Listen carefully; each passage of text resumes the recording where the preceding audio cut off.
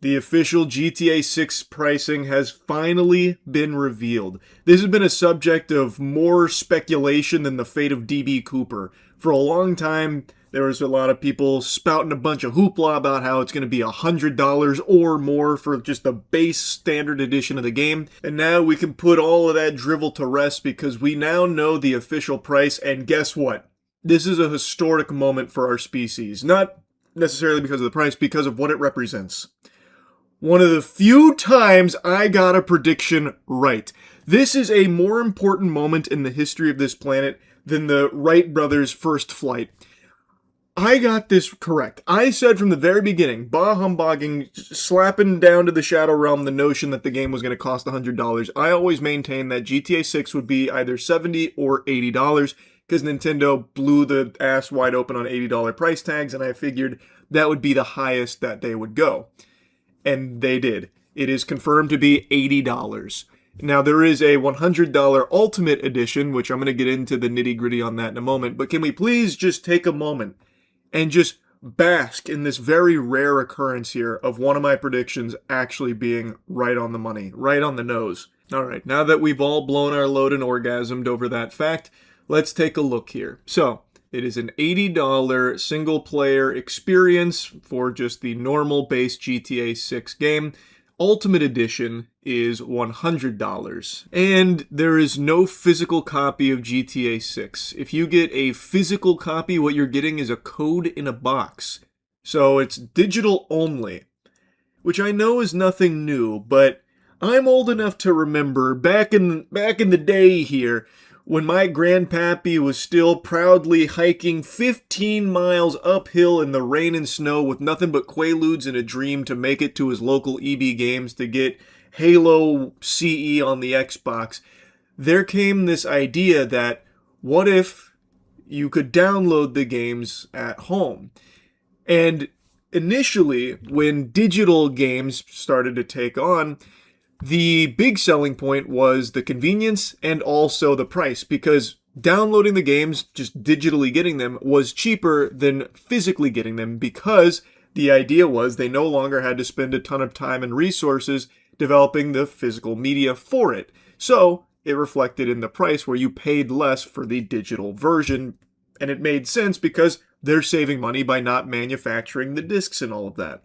That is completely gone in the current climate of the gaming industry, and no one ever really brings it up anymore. Again, it was a very real thing that happened. Back in the day, digital versions were cheaper than if you got the physical counterpart, but now, no physical counterpart even exists, digital only, and now the highest possible price tag that you can get away with doing. Which again is no surprise because it's GTA 6. It's going to be the biggest game ever. It was always going to be successful no matter the price point. They're going to charge $200 for this bitch here, and everyone would have still been finding ways to conjure up enough clams to get it. Scrapping together shit from under their mattress, robbing the local children's lemonade stand, whatever it would have taken, people would have found a way and it still would have been the biggest game ever. Like, that's just the brass tacks of it.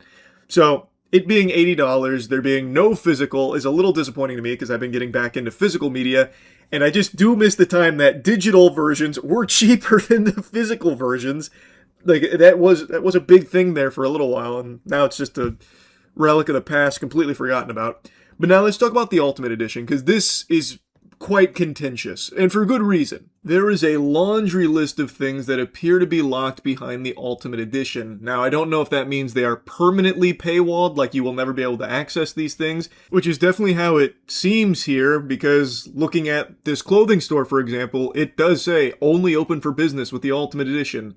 Same with the Electric Fang Tattoo, the Salon, Ride Out Customs. They explicitly state only open for business with the Ultimate Edition. So does that mean all these shops are just completely inaccessible if you don't fork over 100 clams for the Ultimate Edition?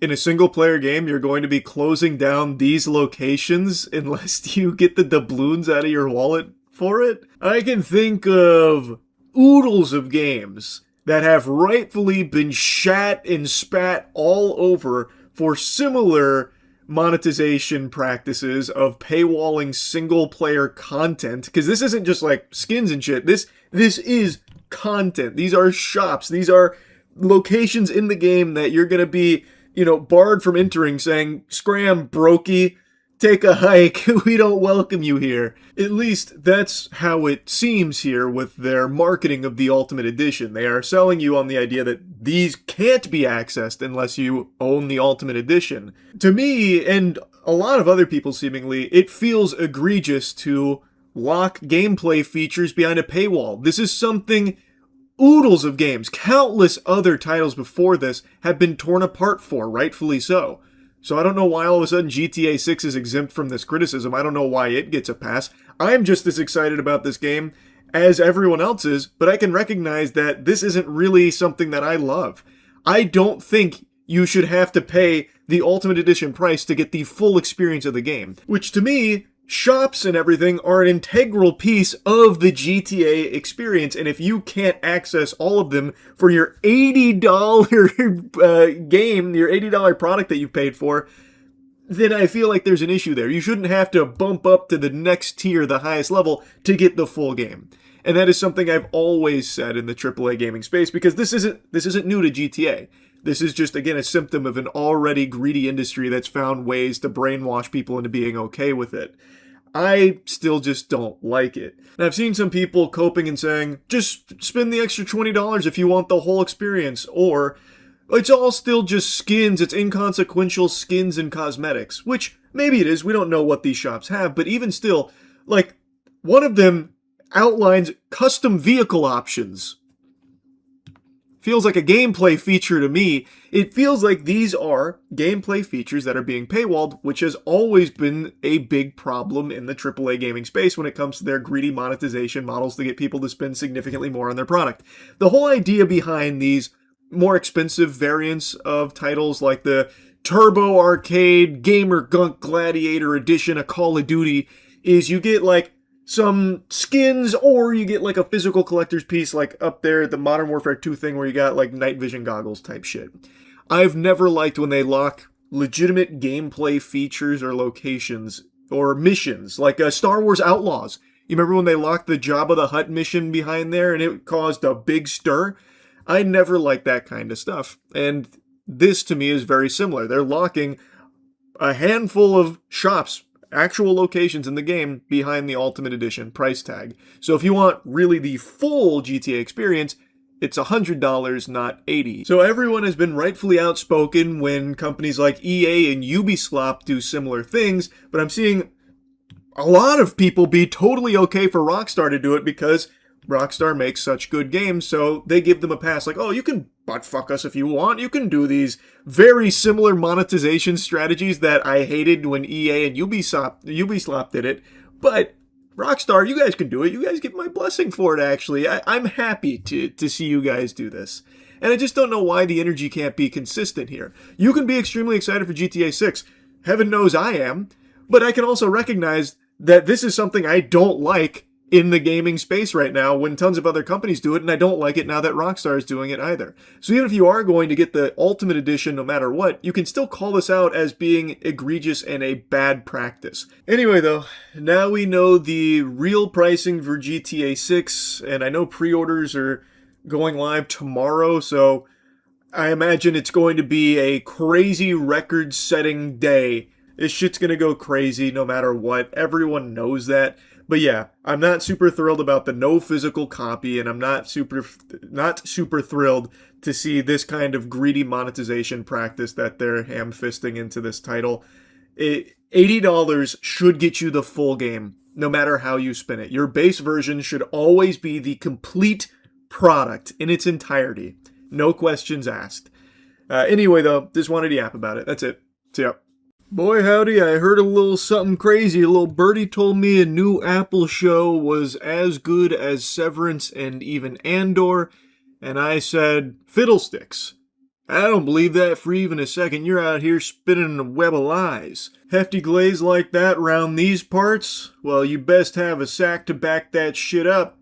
Otherwise, I'm gonna throw that ass I'm gonna get in your ass for it, for exaggerating so much.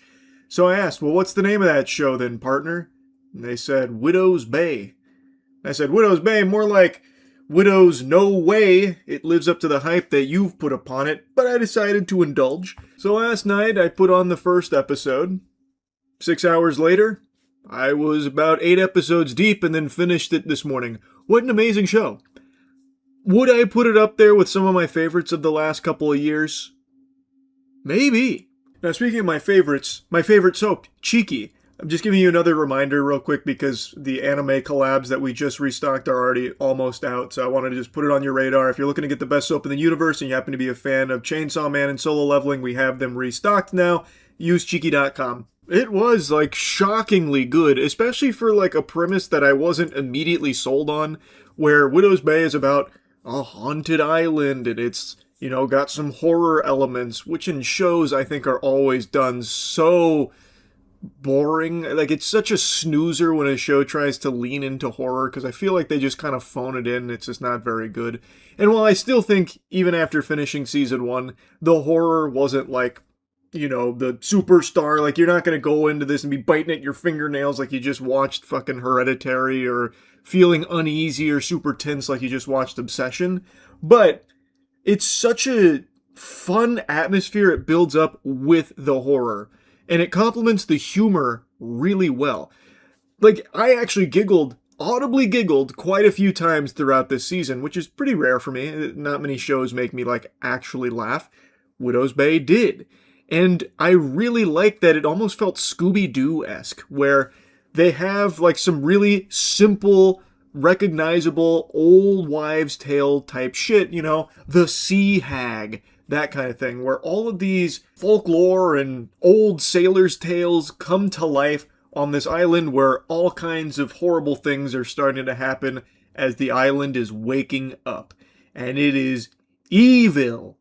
Now, the show, I think, really shines in its character department. I fucking love the main character, Tom. Tom is so good. He's this cowardly mayor who becomes aware of what's going on here because one of the local loonies here on the island, Wick, finally, like, shakes him awake to, like, this is dangerous. Tom's big thing is he just wants a bunch of tourism to come through so that way the economy can be stimulated on this island that's desperately needing it. But Wick has become aware that this fog is rolling in, and that's signaling that the island is coming alive once more. And when that happens, people start dying in heinous ways. Evil gets unleashed, and that's exactly what happens. Tom then teams up with Wick, as well as his assistant Patricia, to try and piece together the mystery of what's going on with this island. How can they stop it? How can they break this curse? How can they keep everyone alive here now that there is tourism here? There's hundreds of people's lives on the line now. And it's a really fun adventure that takes place on this island. It really did remind me of something Scooby-Doo-esque, like when they go to the zombie island.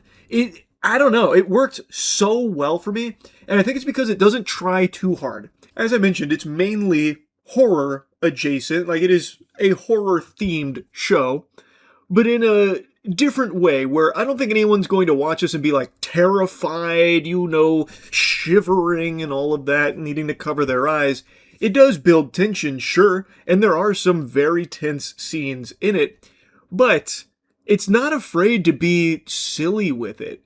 So, like, you know, maybe there's a monster who kills their prey by sitting on their face.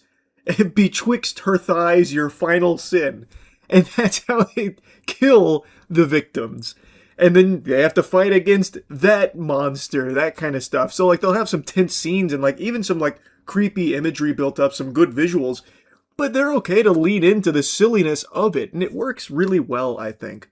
So, like, yeah, it's not, like, the scariest thing, but it doesn't want to be. I think it's really clear that it doesn't want to really, you know, put the fear of God in you or anything. It just wants you to, you know, get invested in these characters, get invested in how they're going to fight back against these ancient evils that are popping up. Like, there's a fucking episode where one of the characters basically reads from the Necronomicon and, like, brainwashes people, and they're about to, you know, become sacrifices and stuff. Like, how do you fight that?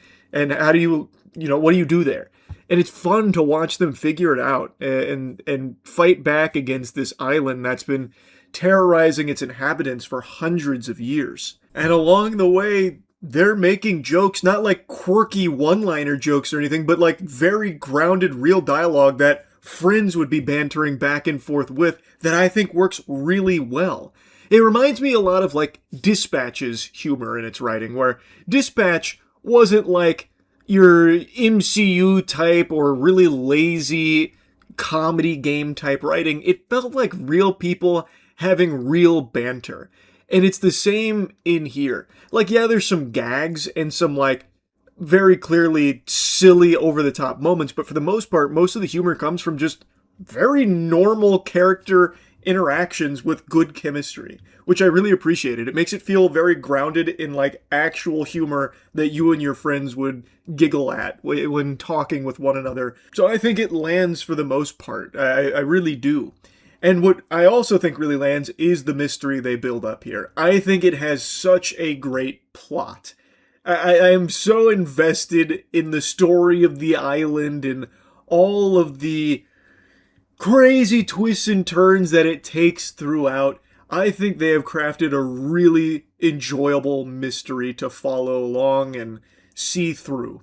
So yeah, I was very impressed with Widow's Bay. I didn't have big expectations on it, to be honest. Like, yeah, it got a lot of glaze and compared to some of my favorite modern shows, but that kind of shit happens all the time. It's hard to really believe in that kind of thing, but after watching it now, giving it a fair shake, I would say this is up there with some of my favorites in recent times. I think it's a really fun, solid show. Apple's kind of cooking right now, actually. Apple's kind of hitting some fucking home runs. They're hitting some dingers, I'm not gonna lie.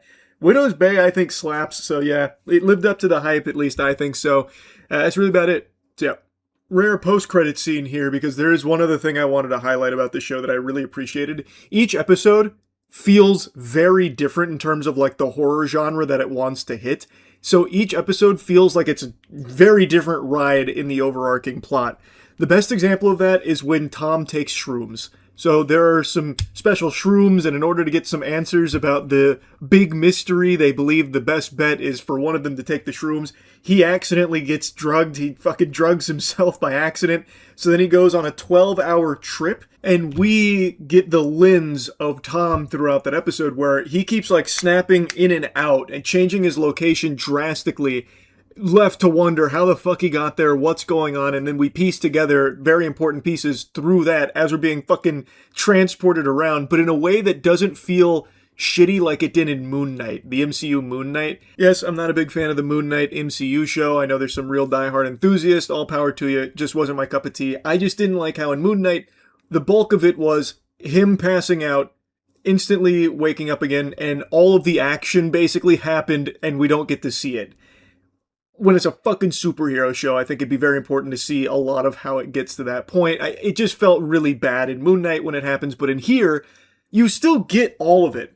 Because they frame it in a comedic sense and also do a good job of building the mystery and answering the mystery in the same episode as we're being transported around, piecing together the puzzle. I thought it was really a clever usage of it, and immediately made me think of like, see, this is how Moon Knight should have done it.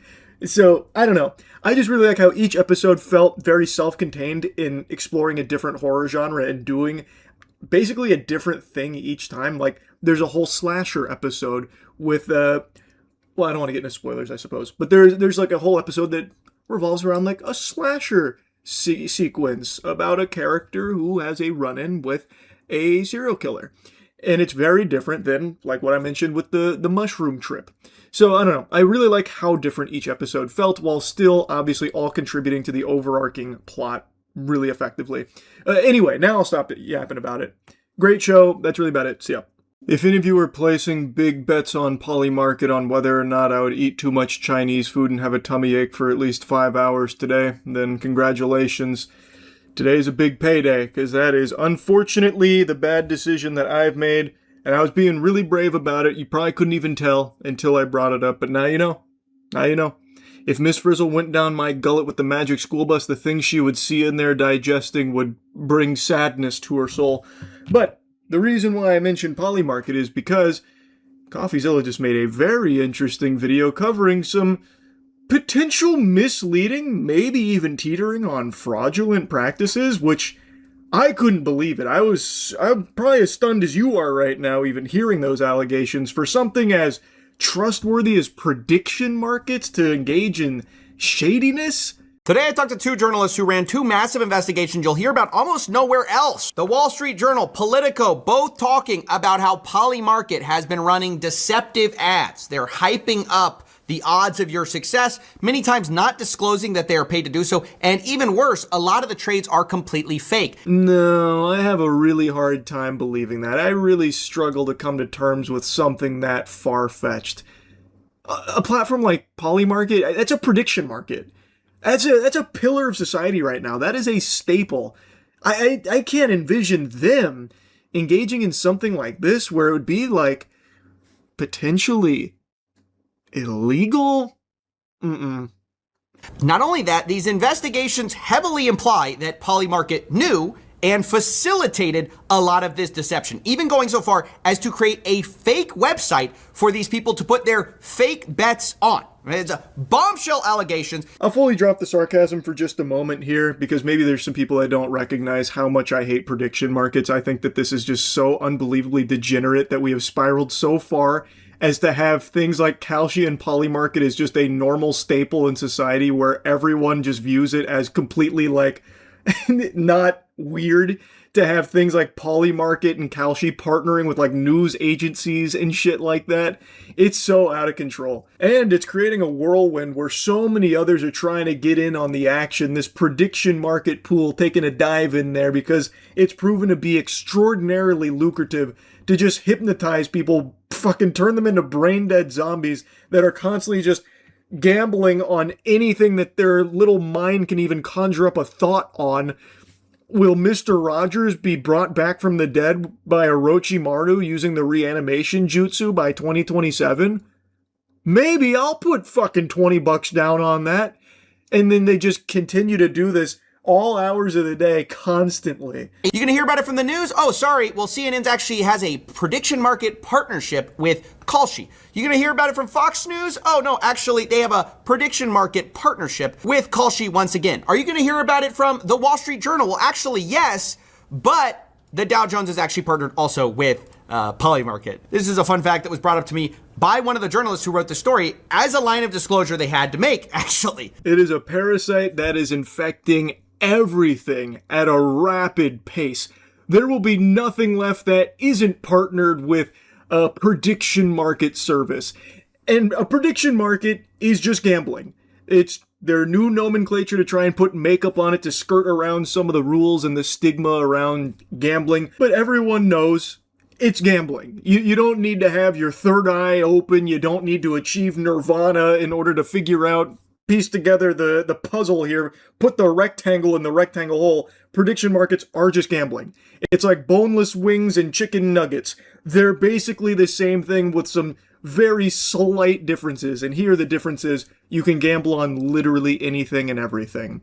Thus, it becomes a really, really big net that gets a lot of people hooked on the gambling. And it's now just everywhere. Genuinely everywhere. My name is Caitlin Ostrop. I'm a reporter for the Wall Street Journal, and we just did a piece on how Polymarket is paying for deceptive bets to be shown on your social media feed. So this is a reporter who's been investigating and made this big piece here, diving into the nitty-gritty on all of it. And she also mentions that there is a very important disclosure she has to make when even reporting about this. The parent company of her company, the Wall Street Journal, the Dow Jones, is literally partnered with Polymarket. You know, the one that she is now delivering a very important piece of hard-hitting journalism about. So that is a fun disclosure, which is something she mentions while giggling, and something CoffeeZilla also points out, like, what a fucking disaster, because yeah, it is. And keep in mind, these prediction markets are still, like, pretty new. And look at how big they've already grown and how many pies they put their cocks in. Like, they are sticking their wiener in literally everything, everywhere. And it's only going to continue spiraling down the shitter more and more and more, I imagine. Bro, what? Will Trump say April Fool's this week? 4%? Bro, what the? Want to be accused of April Fool's? Yes! Trump say McDonald's in January? Good deal as usual. But you know, in the old days, McDonald's... Yo! Now, there's a lot more videos just like those. The general format is they make a long shot bet, get paid out a ton of money. Isn't that so wonderful? And if you look at the URL, it very clearly says Polymarket, or at least, that's what I think that says. I'm zooming in. It looks like Polymarket, but the Wall Street Journal says it's a different website entirely. Now, I'm sure you've seen videos like this before. It's been an extremely successful marketing campaign for Polymarket where they have these crazy bets, will Skip Bayless read from the Necronomicon before August 2026, and then they place like a big bet, and then they make so much money when it happens. Whoa, what else can you find on Polymarket to make life-changing money off these crazy long shots? That thing.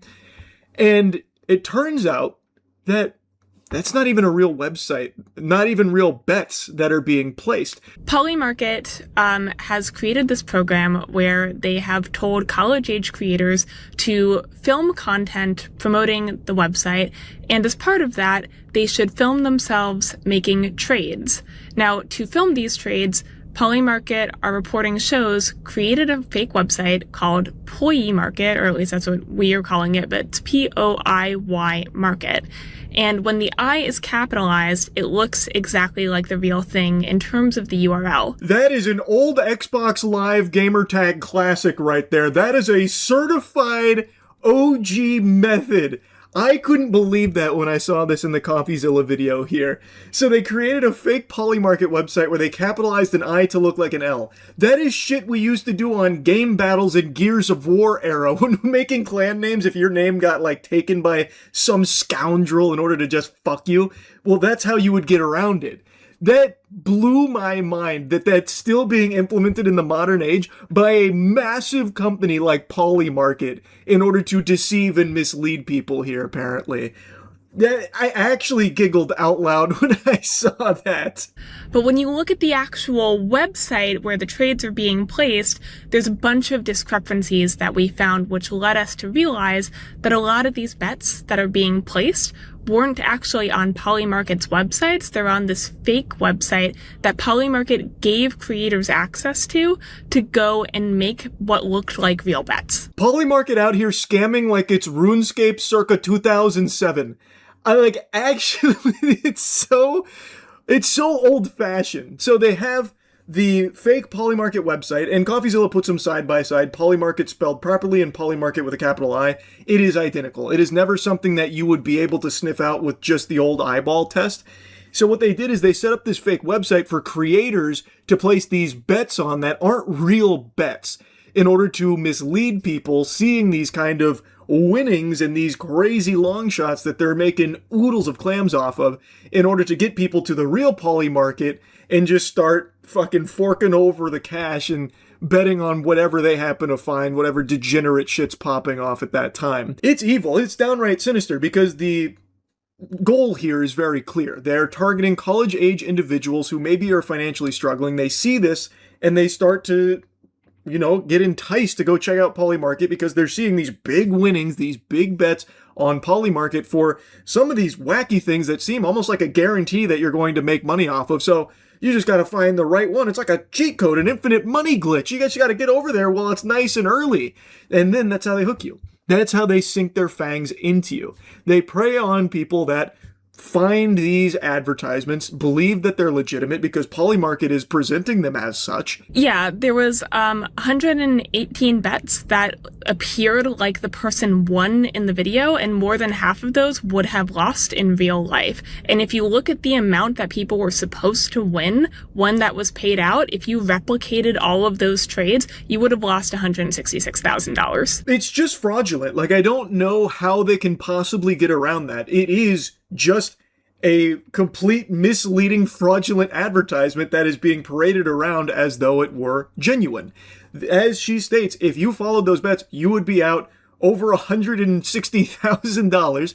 Also, the ones that appear to win actually would have lost in real life had those bets been placed on the actual Polymarket site. And again, none of this is disclosed to the audience that it's like make-believe or fake. it is presented as though it is real and they are actually winning all this money to get people to go to Polymarket to try and do these get rich quick bets on Polymarket. Look at all this money you can make. Look at how I'm doing it. Just had to wait for Trump to say McDonald's or, that kind of thing.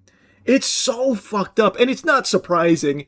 It's a prediction market. So of course they're going to engage in the lowest of the low tactics to get people hooked on their drug. But I feel like this shouldn't be legal. Like, I feel like it's not. I feel like it is just point blank illegal. There's probably already plenty of legislation around this being a not only frowned upon practice, but one that would have people thrown in jail for doing it. Like, it is just lying to get people to their product. And we've seen in the past plenty of companies have very big problems with fake advertisements and lying to the consumer. But prediction markets get a pass because they're existing in that really weird gray area now where all of a sudden there's gray area around something like prediction markets. It's so fucking degenerate. Of advertising. Now, maybe you're thinking, look, hey, Steven, get real. This is what casinos do. And that's exactly the point. For a long time, for years now, the playbook of this industry, prediction markets, has been they're not casinos. They are event contracts. They're not gambling. They're hedging economic exposure. It's not a parlay. It's a combo, right? They have all these euphemisms for everything. But it turns out when you actually look under the hood, like they're doing all the same things, including, by the way, the marketing playbook. Hearing CoffeeZilla describe how prediction markets kind of rebrand themselves, it's so cringe, man, because nobody believes it. Like, there is not a single soul out there that earnestly believes any of this kind of hoopla that prediction markets try and shove down your throat and put their fist up their ass like, oh no, we're not casinos, that kind of thing, and use all these different, much nicer words for it in terms, it's a combo, no, we parlay, never heard of it, par who, parfait, not us, that kind of shit. Like, it is just gambling. It is. No matter how you spin it, prediction markets are just gambling. But it's become so highly normalized and people are just super hooked on the product that they're willing to just, tongue-in-cheek about it. No, it's not. No, it's not. It's not a casino. And now, even the biggest companies in this country are also like, oh, it's not a casino. In fact, we're going to partner with them. Yeah, us here at CNN, we actually love this kind of shit. We love prediction markets. This is like a really good thing, actually. Which, yes, has been fake bet slips, fake influencer winnings, influencers pretending, they're making all this money. And then on the most dastardly side, even the platforms themselves getting involved with the deception, which appears to be what the Wall Street Journal is alleging here. Polymarket setting up this poi market itself. Yeah, in my opinion, I feel like it's a really tough sell to feign ignorance here. We had no idea about these fake bets on this fake poi market website. No, we would never give our stamp of approval to something like that. We would never have a hand in it. Yeah, we profit from it greatly, but that goes against everything we stand for at Polymarket, and we are really all about good values over here as a company. I just don't see that happening. They, I imagine, will put up quite a big stink about it because I imagine legally they have to. I would love to meet the guy who pitched them on the Poi Market, the capital I Polymarket website, because I know that guy is a RuneScape veteran. I just fucking know you are right there. He probably convinced everyone in the office to let him trim their rune armor for him as well. But yeah, I personally feel like there is no universe where Polymarket was just oblivious to this. They had no idea what was going on in these huge marketing campaigns using a fake Polymarket website. That feels like they had to be directly involved in it. Now, maybe you're wondering, well, did they really know? They actually made a statement saying, quote, they're committed to maintaining accurate, fair, and transparent markets. We are part of a rapidly growing industry and constantly evaluating ways to improve how we're engaging and earning the trust of our audience. The company says it plans to conduct a comprehensive audit of active promotional content. Guys, they're going to investigate themselves. Those historically have a great track record. Those usually go well and result in unbiased, thorough investigation, so I'm excited to see their findings. This shit is like that SpongeBob episode with the maniac on the loose. What do you mean someone set up a fake Polymarket website for these advertising campaigns that we've profited greatly from? Who did that? Who out there did that? It might have been that fucking 4chan or something. Some dastardly ne'er-do-wells framing the good poly market. We'll get to the bottom of it, don't you worry. But now's where we turn to the Politico story. I'm Maya Kaufman. I'm a reporter for Politico, and I wrote about how paid influencers are hyping Polymarket's odds. This was, once again, about a lot of undisclosed promotions. This time, instead of college students, it was a lot of like progressive and conservative commentators that they caught on the take, many times undisclosed promotions. But what's worse about this one is who's doing the paying. It turns out it's the company's chief marketing officer, Matthew Madaber, who used a personal PayPal account to send money to content creators. Good heavens, the conspiracy goes deeper than I thought. This good man's been framed. Someone clearly hacked into Matthew McDougalheim, whatever the fuck his name was, his PayPal account. It's been compromised by some hacker, and they're paying these influencers. I can't wait for the Polymarket investigation here. We've got to get to the bottom of this. We really do. We found that he was using a personal PayPal account to send money to all kinds of influencers, and we were able to verify the identities of about 24 influencers who all combined were receiving hundreds of thousands of dollars of payments from this PayPal. Not disclosed. Like many of these people's, their audiences had no idea. Probably not malicious. It must have just slipped their mind, that old pesky disclosing paid advertisement thing that is a law that you have to follow, a protocol that you can't avoid, unless, of course, you happen to be a prediction market, it seems. But yeah, the big problem with the payments coming from the big shot Matthew here is that this implies that they knew about it. Because otherwise, why would a top brass like Matthew be paying these influencers who are making these posts if they have no idea what's going on about, like, you know, the poi market, fake domain stuff? So their defense kind of crumbles there when they have proof, very strong evidence about Matthew here directly paying hundreds of thousands of dollars to these influencers that are making undisclosed advertisements for Polymarket. So surely they had to have known in some capacity, right? Because they are provably directly involved, at least Matthew is, and he is pretty high-ranking individual there over at Polymarket, I would say. The thing that I've been thinking about is these are companies that purport to be about truth, right? They say they are better engines for truth.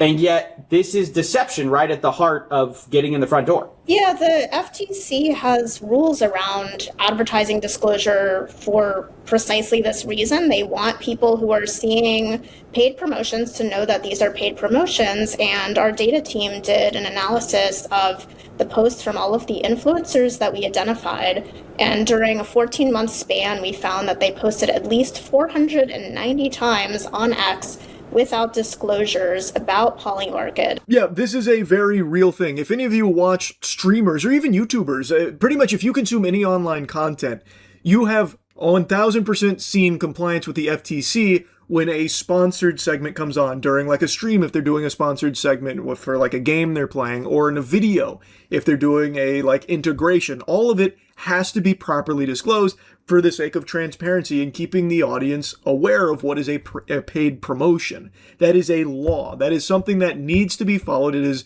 from the FTC, and they are now claiming that they identified 490 posts about Polymarket, none of which were disclosed from these influencers. That's a big deal. Again, that would be a huge problem for basically any company, except for maybe prediction markets, I suppose. Does Polymarket get away with it? I don't see why they should.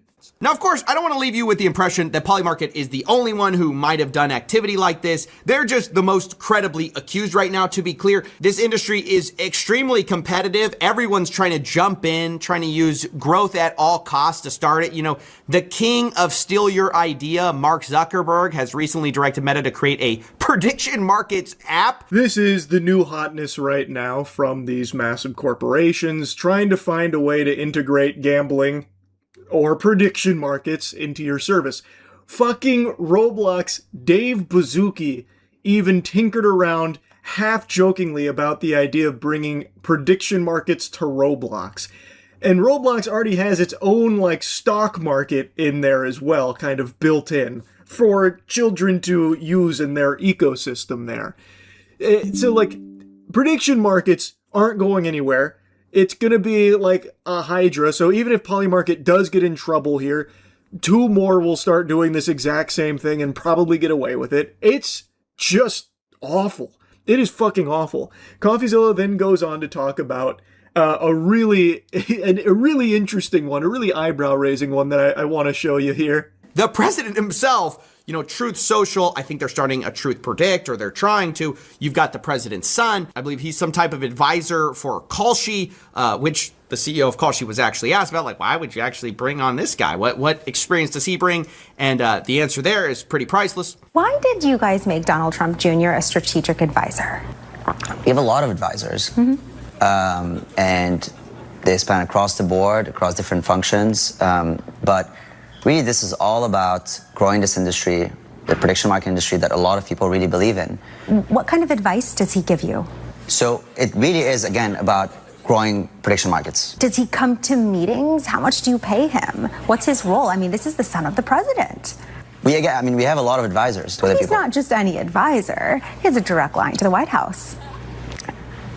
We have a lot of advisors. Yeah, the reality is people are going to do anything to grab as much of this market as they can. I could actually hear that man's butt cheeks clenching together as his asshole was creating a fucking singularity under the pressure. I could hear every labored swallow when he was asked about Donald Trump Jr.'s involvement here as an advisor. Oh my God, the fear. I guarantee he was sweating. He probably had crazy pit stains stinking afterwards. So yeah, and these are the slimy people at the top of the food chain at these prediction markets. Like, it is just a corrupt, degenerate industry that has become extremely normalized and it very, very, very successful. So this was a great investigation. I wasn't aware of it, so I appreciate CoffeeZilla putting these 2 investigations out there with a big spotlight so more people can be aware of these business practices that are being employed that are extremely scummy and I believe just downright illegal based on the evidence here in these accusations. I feel like it is just fraudulent. It is just straight up illegal and a violation of FTC guidelines. In CoffeeZilla's video, he also tries to find out, well, is anything going to happen here? Is there going to be any repercussions for this blatant disregard or seemingly blatant disregard of these FTC guidelines and laws? And according to them, they have no idea.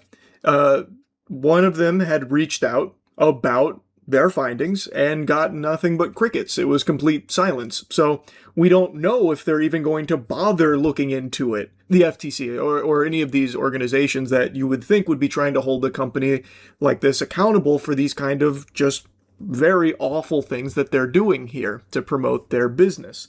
But we're hearing nothing, or according to them, they're hearing nothing. So I personally believe that these companies are just so big that they will just be able to get away with it. They have so much money coming in, they can easily just pay their way out of shit. It's pay to win here, I believe, when it comes to shit like this.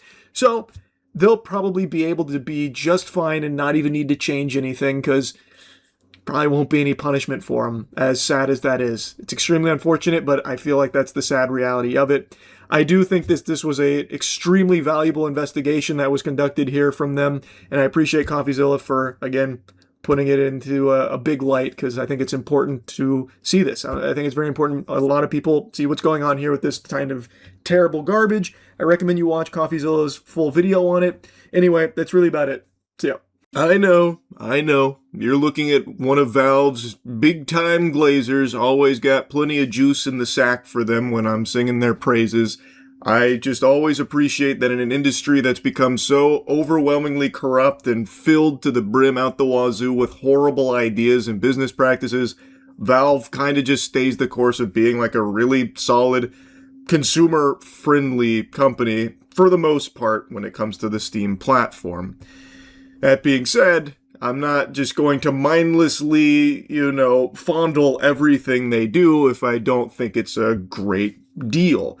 And unfortunately, that's how I feel about the Steam machine with their big price reveal, which isn't overly surprising with the price being where it is, considering the state of the tech sector in general, thanks primarily to AI just butt-fucking all of it.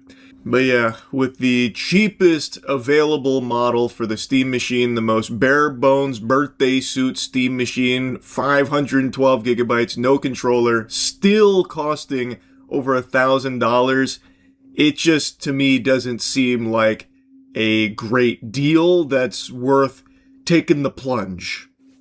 Yep, the Steam Machine price has been revealed here. 1,050 clams for the 512 gigabyte no controller variant. If you want the controller, it's $11.28. I'm very surprised they're even selling a controllerless version. That's a little odd to me, but I'm assuming it's because every controller can work with it, but still. Then if you want the 2 terabyte, $13.50, and then 2 terabyte with controller, $14.28. It's a pretty penny, bro. That's clams on clams. And as I said, 3-4 months ago, I wouldn't be surprised if it went over 1,000, but I had my fingers crossed, fucking 4-leaf clover in my ass, whatever, trying my best to remain optimistic that it wouldn't. But because of the AI shittening of everything, the enshittification of everything, thanks to AI, the price was always going to be crazy. It's tragic. Actually diabolical. So I also looked at performance benchmarks, and I gotta tell you, man, it's just not worth this. I was never super sold on me being the target demographic for a Steam Machine, because it existed in that limbo of being an entry-level PC that's also not an amazing console.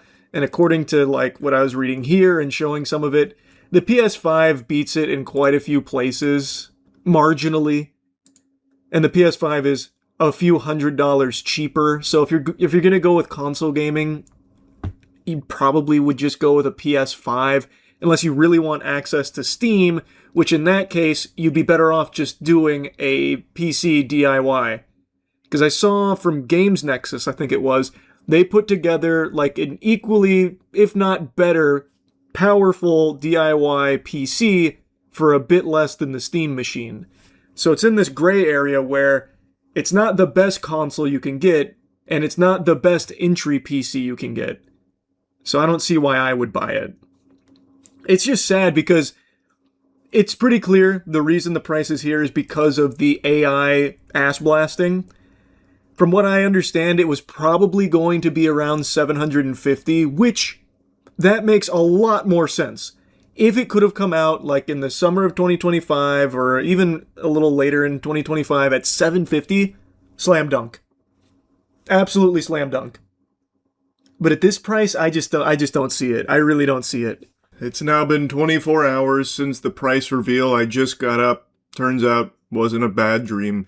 It is going to stick around this price, and again, I recognize it's not where Valve wanted it to be, but with the state of AI being a miasma that infects and ruins everything it touches, rots everything, and drives the price up on everything, this is where it's gotta be.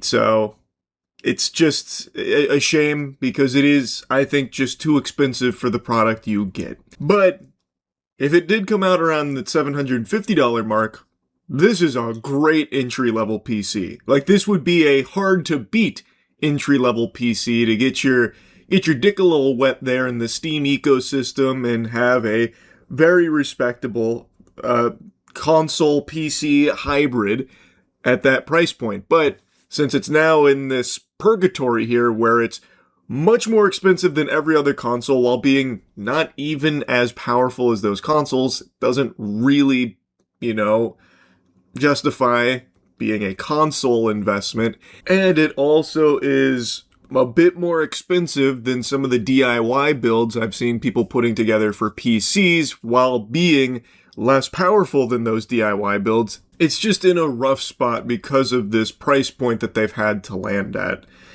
And again, I know it's not entirely their fault, but it is what it is. So at this price point, I just don't really see it being amazing value that everyone should be fucking crawling all over themselves to get their hands on. What you should be crawling all over yourselves to get your hands on, though, is our cheeky anime collab restock. We've just restocked our Chainsaw Man soaps as well as Solo Leveling soaps. They're all available now. They've been sold out for a while, but we got them all back in. So you can go to usecheeky.com right now if you're interested in getting the best soap in the universe, and if you're a fan of those anime, we got the best scents for it. Who's going to get the 512 gigabyte version? That's like 3 modern games worth of storage. That's so fucking true. You can get Call of Duty and one other game on your Steam machine if you get the $1,050 version. And then you're cooked. Yeah.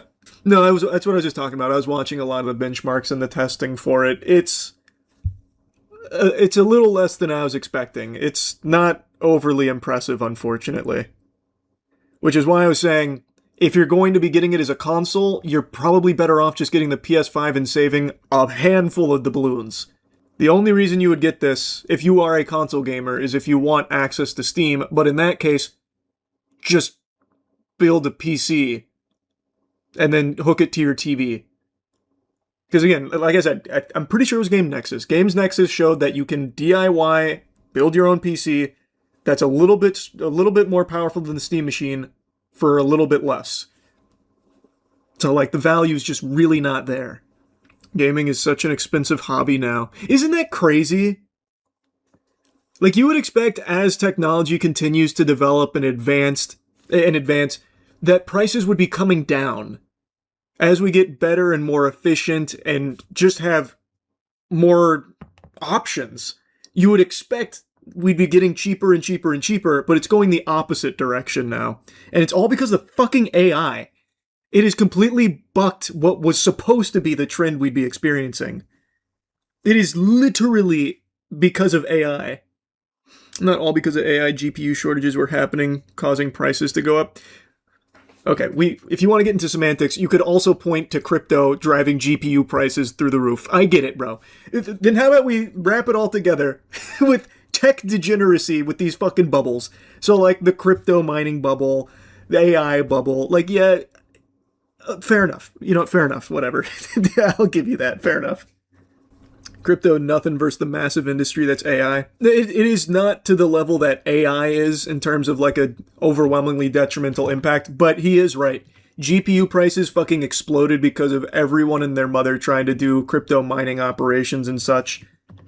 Even Valve's not happy about this price. I bet. Again, bro, it's, as I said, I know that they are not responsible for why it ended up at this price. I get it. It doesn't change the fact that this is just not a deal I think is worth getting. I know that it's not Valve's decision. They were apparently eyeing a $750 price point, which, as I said, that would have been a fucking dunk. That would have been a slam dunk. That would have been a good deal. But at this, it's not. Do you think Valve would price down the machine if storage prices normalized? It's very rare for a company to do that. Like, it doesn't happen super often unless they're really in the dire straits. And I'm pretty confident this is still going to sell out. Like, I think just in the current climate of consume by all means, it's still going to sell very well for them. But you know what? I'd give Valve the benefit of the doubt. They've always been pretty decent when it comes to, like, valuing customers. If prices normalized, yeah, they might knock it down a bit. I just got up, ate my breakfast, and checked my email when something came in like a missile. A little piece of electronic mail came in hot and heavy, hot and ready, Little Caesar style shellacking that I couldn't resist opening. Apparently there's been a big story that's blown up on TikTok about an influencer who left a 1-star review on a hair salon because she was late to her appointment, so they didn't cut her hair that day, so she started crying about it in her car and then went on this warpath against them. And I gotta tell you, I was captivated. Just went to go get my hair cut. My hair's not cut. And I will be writing a 1-star review for this place. Thank you very much. I love LA. Wow. Got me tearing up as well. It took a lot of strength to do what she did there. to be so vulnerable in a moment of crisis, nay, tragedy like this, and to let everyone know that she will be leaving a 1-star review here, a necessary evil for what's unfolded. Now, obviously, there's a lot of important questions that have been left unanswered. Why? How could this happen? Where did we all go wrong? She went for a haircut, yet no haircut was received. Haunting. That is a chilling, terrifying tale reserved exclusively for campfire ghost stories, and yet it happens to be true here. Curse this damn world to hell! As advertised, she did leave a 1-star review on this small business. She said, I had been really looking forward to my appointment with Madeline. I was coming from Vans, I don't know where that is, coming from the Vans shop, and unfortunately the universe threw every delay in my way. Heaven to Betsy, we can't even trust the universe anymore. She's trying to defy fate, but the fucking universe had other plans. No!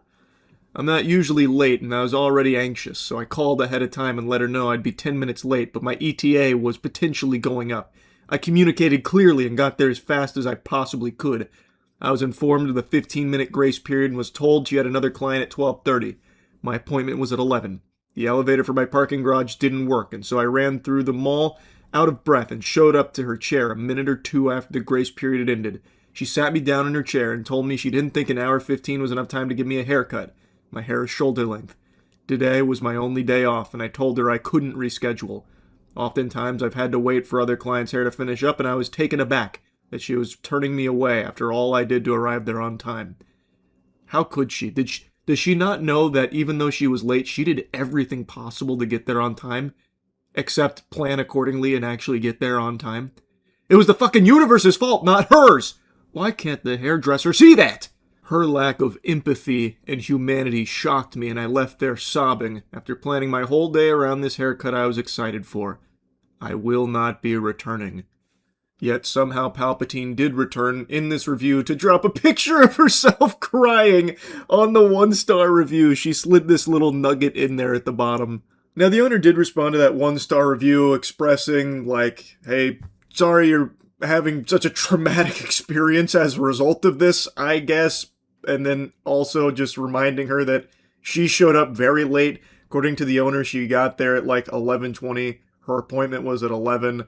So they didn't feel they could accommodate her for the haircut that she was looking for in the time that they had, which was like an hour 15, hour 30, whatever it was.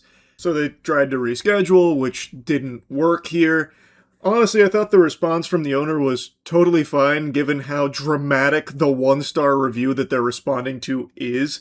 Also, if you were planning your whole day around that haircut, why not get to the appointment on time? If your whole day revolves around that haircut, why couldn't you get there on time? The entitlement is unbelievable, but it only gets worse because she gives a response video to all of this because apparently it became a pretty big story on TikTok. So she wanted to share her side of things to get people rallying behind her in her corner. It flopped. That shit was like a Morbius level flop when it comes to a response. Here it's about as bad as you could have made it. Girl that was crying is back to give you a real explanation this time. The reason I haven't yet is I just wasn't sure if that was something that was worth it for me, especially now that I know people have seen me crying. Immediately the way she kicks this off about like, well, now that people have seen me crying, I guess I have to.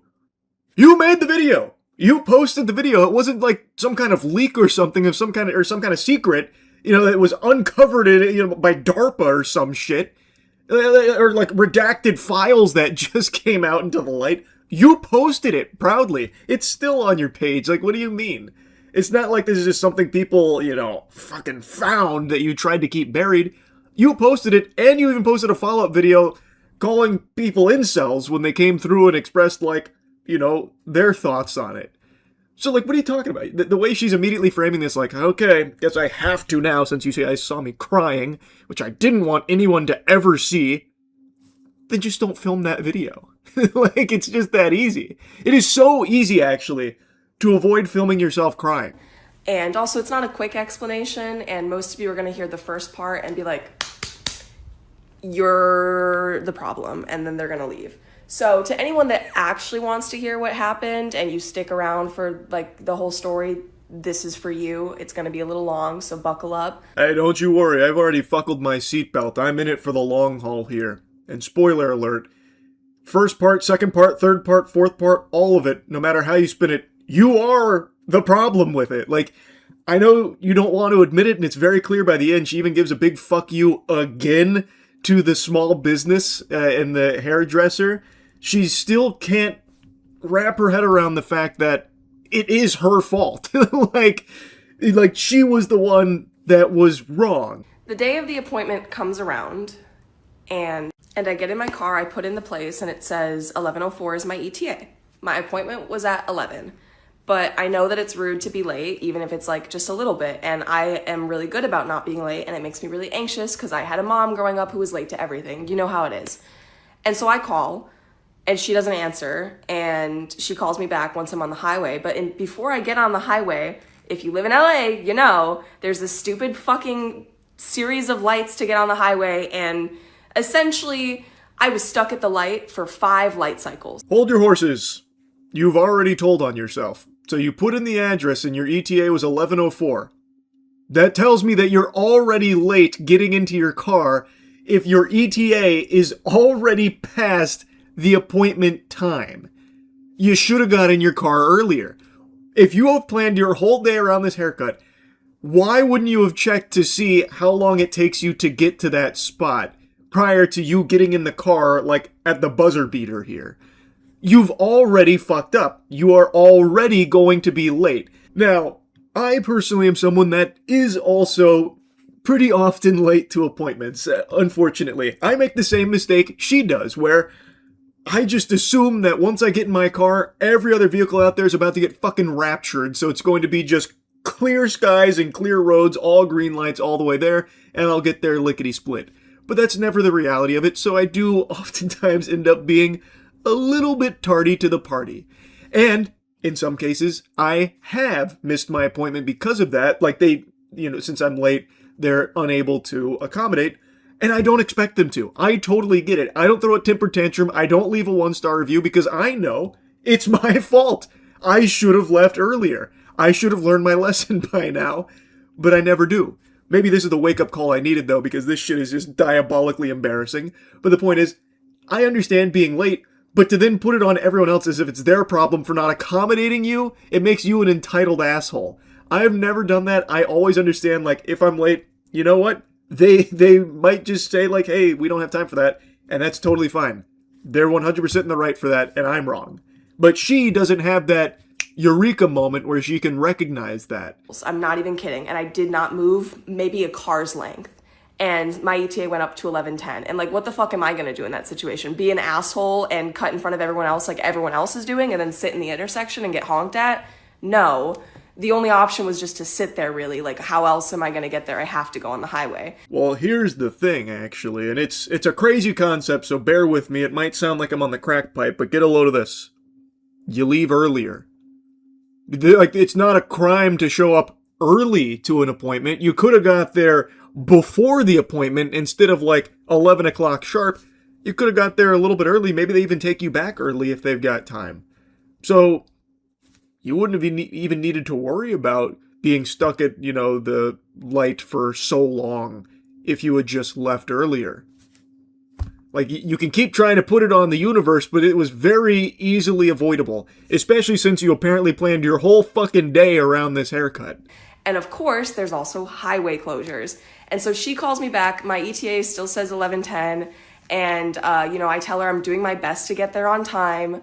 And that, I'm afraid that the ETA might go up a little bit more because the traffic was like really bad. When you're on maps and it says like, police reported ahead, are they still there? That happened 4 times too. Like, everything that could have happened to stop me from getting there on time did happen. Excuse after excuse after excuse after excuse after excuse. Who cares? You should have just left earlier. Like, this whole section is her just trying to find cope and her trying to find things like, does anyone else hate, like, traffic and stuff? Like, oh my god, it completely ruined my haircut. Just leave earlier, and you would have been fine. And the salon here, they called her back. She told them that she was going to be a little late, and it seems like they were receptive to it because according to her, they did even like take her back, brush her hair, and then when she showed the inspo, they didn't feel comfortable doing that in the amount of time they had. So like they were still like really accommodating from everything I can tell. I wish I had gotten in my car a few minutes earlier if I knew that was going to be the case. I thought I had enough time. And so I get there, I park my car at 11:12 in the parking garage because also Amtrak, like there was literally a fucking train that came by as well. Like I'm not making this up, okay? And I park my car in the parking garage, I run in heels, and I'm sick, okay? And the elevator out of the parking garage doesn't work. I stand there for what feels like 2 minutes. So close to identifying the issue when she was tickling the idea that she should have gotten in her car earlier. But then it's right back to like the excuses. But I couldn't have known that I wasn't going to be instantaneously transported there upon entering my vehicle. I had no way of knowing that there'd be like traffic and stuff. That's not usual in LA. LA's not known for traffic. How was I to know? So then she's talking about how she also didn't even know that the hair salon was in a mall, so she's upset about that because now she's in a parking garage and it's like slow, and then she has to run through the mall in heels and it's brutal, and also she's sick. So you're going to this appointment while sick too? Running into there right at 11:15, and she pokes her head out and like says like, Lisa, and I'm like, yeah. And so I swear to God, at the latest, it was 11:16 that I was in her chair. At the very fucking latest, okay?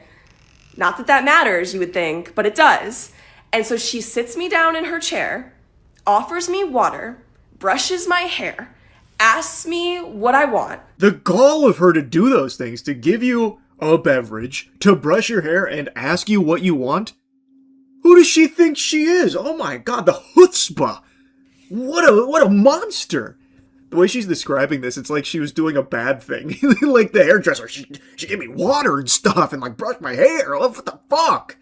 I don't know why she's acting like that. And it does matter, by the way. You're very late. And what you wanted done with your hair isn't something that they thought they could do to a high quality standard in the amount of time they had before their next client. You were late. Like, it's just that simple. I show her the inspo picture. The vibes are like, and like just not great customer service, right? And then she's like, you know, I'm going to be honest with you. I don't think I can cut your hair in an hour 15. And then she says that like she doesn't want to rush it and like do a bad job, which is fair. And then she's like, and that's not fair to my other client at 12:30. I don't know what to say to that. Like, how can you not know what to say to that? It's like the easiest response ever. Okay, I understand. Yeah, I should have been here on time. So how can we reschedule? Like, it seems like it's a very amicable situation that could have happened here, but she just can't process this. Like, it's wild to me. The entitlement is actually incredible to watch unfold here. Because even after, like, this blew up and this is now her response, it still hasn't dawned on her that she was in the wrong. She still puts it all on this hairdresser who's so unreasonable and so mean, lacking empathy and humanity. What the fuck? It's so fascinating to see here. And then she's like, yeah, just clearly not great customer service. After she's just described that they're bending over backwards now, she's very late to this appointment, but they're still taking her back, giving her water, brushing her hair, and trying to do the haircut that she is wanting to a high level. But they didn't feel confident that they could, so they're now trying to reschedule for a different day so they can. And she's upset about that. Would you have rather they have done this haircut shittily? Would you have rather had a bad haircut as opposed to no haircut at all? I don't understand. Like, this feels so reasonable and, like, I think very understandable from the hair salon here. I also love how she keeps pointing out, like, LA this, LA that, about, like, how awful LA is and how different LA is from Wisconsin, where she's from, which she'll get into in a moment. But she's, like, the most LA person I've seen in a while. Like, this is the quintessential, like, douchey, entitled LA attitude that has become, like, a meme. And she is just fully unironically expressing that exact trope. You are the embodiment of that LA attitude that people criticize a lot. And yet she tries to act like she's so above it. I come from Wisconsin. Maybe things are just different here in California, which is why I said I love LA, because this would only fucking happen in a city like LA. In Wisconsin, like I said, my mom is late to everything. I'm not saying it's a good thing. I'm not saying it's like it should be this way, but I swear to God, people are late for hair appointments all the fucking time. Or even if they're on time, sometimes it goes over and the next person just sits there and waits for a few minutes. And it's like not a fucking big deal, right? And so she says, I'm gonna have you come back tomorrow. No, it's not really like a Wisconsin versus LA thing. It's more of just like a normal human thing, like across the globe. If you're really late to something, they might not coddle you and move mountains to ensure that you are accommodated, even though you have shown disrespect and lack of care by being late. Like, I feel like that's not really just LA exclusive. That's pretty much anywhere if you're really late to something. Now, some places, as she mentioned, will do what they can to still, fulfill that, even if you are very late. But it shouldn't be an expectation. That's sometimes happens, sure. Most times probably doesn't. And that's fine too. In fact, that's kind of the way it normally is. If you're really late to something, tough luck. Should have been on time. Kind of just the way the world goes. And then I left a review, and they responded and then deleted it. And they said that I showed up at 11:20, which is not true because I texted my friend at 11:20 after I had been essentially kicked out and said, I'm not getting my hair cut, I'm crying. Like, I texted them at 11:20 and said, like, I'm not getting my hair cut. So that's the story. And fuck that hair salon. I think that that lady needs to work on her customer service. And also, like, I would have tipped her amazingly. Checkmate. She said she texted her friend at 11:20. Thus, she couldn't have been 20 minutes late. Only, like, close to 20 minutes late. Gotcha. Not exactly like the watertight defense she thinks it is. And then she goes on to say, fuck the hairdresser there, like the whole salon. And that she was going to tip them amazingly. She had plans to Mr. Beast this place. She was going to go in there with a huge tip, and now they missed out on it. She sounds like someone that tips incredibly well, by the way. Someone with this level of entitlement, I bet, is a real treat to work with in a customer service industry. I bet she has a reputation for being a great tipper. I just have a hunch. I understand that I should have been better about my time management and I could have been there earlier. And you know what? That would have reflected in my tip.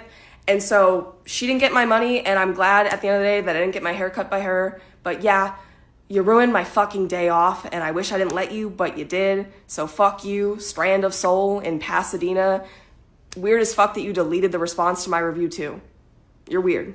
Again, they're right now kicking themselves about that massive tip they missed out on here. That was no doubt coming, by the way. Yeah, to say that they're weird when you film a video of yourself crying in your car about not getting your hair cut because you were late, and then you even recognize a couple of times, like very ephemeral, that you could have been there earlier, should have been there earlier. Being on time, by the way, is what that's called, but we don't need to get into the semantics. And then still find a way to try and paint them as the bad guys, even though it's your fault. You're in the wrong. It's crazy. So she signs off with a big fuck you to them and calling them weird, saying it's weird they deleted their response to her review, which I don't think they should have deleted it for what it's worth. I imagine they were probably worried that it'd look bad on them as a business to be engaging with someone with this level of, like, delusion. Like, maybe it would reflect poorly on them as a business if they're in there, like, I don't know, fighting in the reviews. Even though they weren't fighting, I thought their response was totally fine. But I can understand that maybe there was the thought that maybe this would be perceived poorly by someone coming in, so they deleted it. But I don't think they did anything wrong. I don't think they needed to delete it, but they're not weird for it either. Their response was fine, and I don't know why she keeps trying to claim that they're weird. You were late. You were very late to your appointment. They didn't think they had enough time to do your hair to the high quality standard they want to hold themselves to, I imagine, so they didn't feel comfortable doing it and tried to reschedule, which you weren't receptive to. It's that simple. If you got there earlier, they would have been able to do your hair to the standard they want, and it all would have been fine. It's on you. But, yeah, anyway, I got real invested in this story. It's a pretty cool email I got this morning about this one. That's really about it. So, yeah. That's the sound of AI coming in and non-consensually motorboating us all Whether you want to admit it or not, whether you even recognize it or not, your life is already being affected deeply by AI. And I know I've yapped about it a lot, but I did just see The Atlantic's most recent report where they actually pulled down the pants on a lot of what AI models are being trained on here, aka what they're stealing to train their AI models on, because they don't have permission for it. The nomenclature is stealing, that's the scientific term, but because these multi-billion corporations are in the driver's seat now at the helm, they can go ahead and rebrand that whole stealing thing into something entirely different. They're trying to argue that it's all by the book, in fact. So, The Atlantic now has this AI watchdog, which is just an open tool. Anyone can go in, and they can just directly search what music AI is being trained on, as well as like videos AI is being trained on. Now, a ton of huge artists have been made aware of this and have called out AI companies for just directly ripping their music, some of it unreleased, by the way, in order to train their AI models on.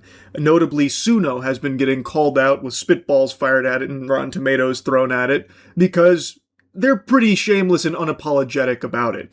Anyone remember back in the day the whole you wouldn't download a car, one of the most iconic fucking anti-piracy advertisements ever? Arguably just one of the most well-known campaigns ever as well.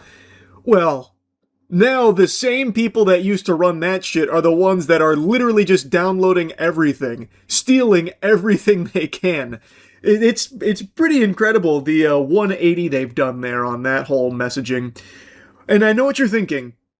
Yes, they have stolen my videos to train their AI models on.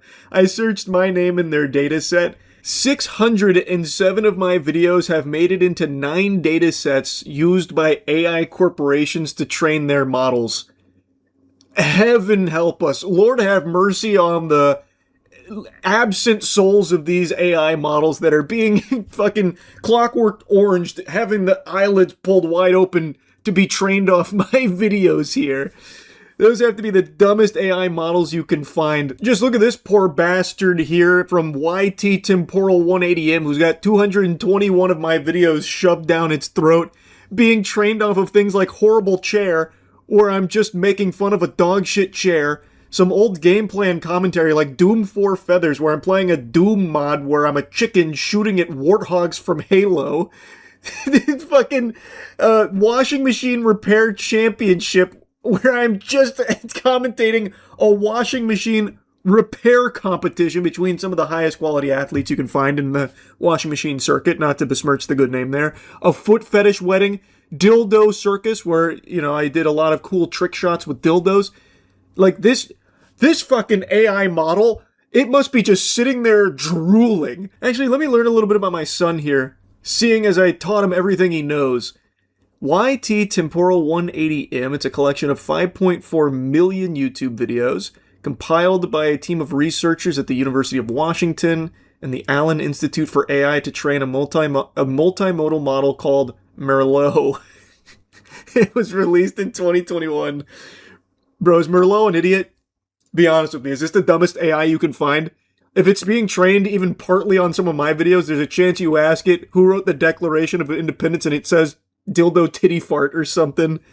Very fascinating, very interesting. So YT Temporal got a huge dollop of some of my incredible work like Hentai Survive. What the hell is this? I don't even remember this. As the 21st century continues to evolve, human sexual fetishes are evolving right there alongside it. Okay, you know what? That one might actually be somewhat educational. That actually might help them out a little bit, because it's not wrong. Now, obviously, my videos weren't hand-picked for these AI models or anything. They made it into those giant compilations, a lot of these groups put together solely to train models off of, to give like a huge sample size. I understand that, but it doesn't make it any less garbage. It's so fucking ridiculous because it is just stealing it. Same thing when they do it with music. It is just stealing all of that to train their models off of. And it's been a huge contentious topic for a while now when it comes to AI. And no amount of like trying to put makeup on it changes the truth that they are just stealing. to train their models. Now, if you, as just a normal person, try and follow their footsteps and do the same thing of just taking a ton of artists' music and videos in order to make your own product off of those works, you're gonna get arrested and charged with a little something called theft. But that word doesn't exist once you reach a certain level of wealth. These billion-dollar corporations get to kind of skirt around that a little bit. They're able to tiptoe around that, and we don't need to worry about a little pesky thing called theft for them. It's very different rules they play by there. And I know there's not a soul on this planet surprised by this, but it's still something I think worth yapping about, especially now that it's so easily accessible to see how many things just get gobbled up by these AI companies to train their models off of. All of these huge compilations of work and IP that they steal to train their models on in order to sell it to the people that are now hooked on AI, as everyone is in this giant fucking gold rush, this whirlwind in the industry. It's just so bizarre how things have just accelerated to this point. Now, one thing I got very curious about is trying to think of like the most litigious company I could think of to see if their work had also just been stolen by a ton of these AI models. So obviously, the first thing that pops in my noodle is Nintendo. And yeah, Nintendo is not exempt from this. 4,926. That is a pretty big chunk of their trailers being used to train AI models that I'm sure Nintendo didn't sign off on, because Nintendo wouldn't just be giving away this for free. 1,000%. You would need to pay oodles of clams to have access to their material in order to train your own stuff off of to sell that product. They are extremely strict when it comes to their copyright. They rule that shit with an iron fist. They are Judge Dredd when it comes to their copyright. And yet, here we have Runaway Gen 3 that just shamelessly takes 4,772 of their trailers. Again, Nintendo is extremely strict with their trailers. You can use their trailers in like YouTube videos if you follow a very, very particular set of guidelines around it that is extremely transformative. Like there are intense rules. Nintendo's so brutal with this. I remember there was a couple YouTube channels that got taken down because they used Nintendo music. Like they took Nintendo music from games they owned, put it in their videos, and they lost their whole channels for it. There was also that time where some streamers got banned because they watched Nintendo trailers during the direct on stream. Like, the point is, they take that very seriously, and now Runaway Gen 3 just comes in here from the top turnbuckle, takes 4,772 of their trailers, most likely completely for free without Nintendo's permission, didn't pay a dime for it, to train their model on. So let's see what this is. Runaway AI collected YouTube videos to train a video-generating AI model released as Gen 3 in 2024. An internal company document that was obtained by 404 Media lists 3,970... What? Wait, that can't be right. Oh, channels. I thought it was talking about videos in general. I was like, no, they have more than that from just Nintendo. That Runaway identified as sources of high-quality video for training. Nintendo video game trailers? Okay. The spreadsheet contains comments describing what is desirable about some of the channels. For example, beautiful cinematic landscapes, high-quality scenes from movies, only 4 videos, but they are really well done, super high-quality sci-fi short films, and the holy grail of car cinematics so far. That must be talking about like Mario Kart or something. It's not clear which, if any, videos Runway actually used for training its AI system. Our search tool includes all YouTube videos from the named channels that were published before May 17th, 2024, which is 1 month before Runway introduced their model. So this is something that The Atlantic also made note of. It's not 100% confirmed that they used all of these videos, but the fact that they were compiled by these companies, I think you can make a pretty educated guess that it was likely used to train their models. And also another thing they mention is that there are likely a lot of other ones that, even though they're not here, doesn't mean they weren't used to train their model. It's a very tricky and messy, sloppy thing to nail down exactly what and what isn't being used to train models, but I would wager a guess that since it's here in the data set, they probably used it. Much like all of these also most likely used it, like this company, which also used a lot of my YouTube videos, which That actually kind of gave me a giggle when I saw that Nintendo of America was part of the same data set as this one where my videos are in, such as Seaweed's fucking cool or whatever that one was. I already forgot. So Nintendo and I, we're basically in the same ballpark now when it comes to quality. That's pretty cool. I bet Nintendo's thrilled about that.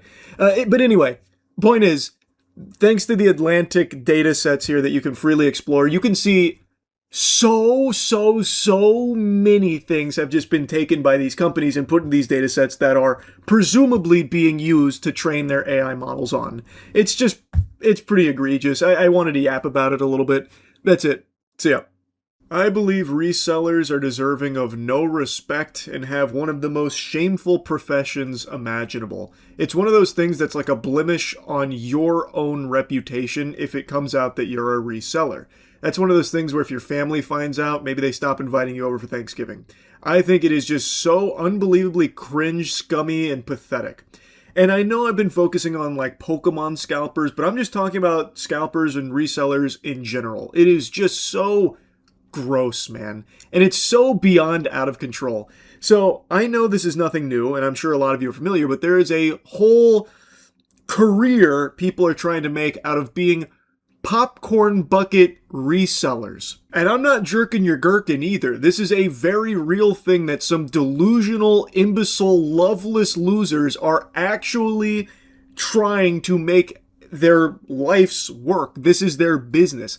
They go and buy out the entire inventory of those limited edition popcorn buckets that come out for big movies in order to flip them online for a profit.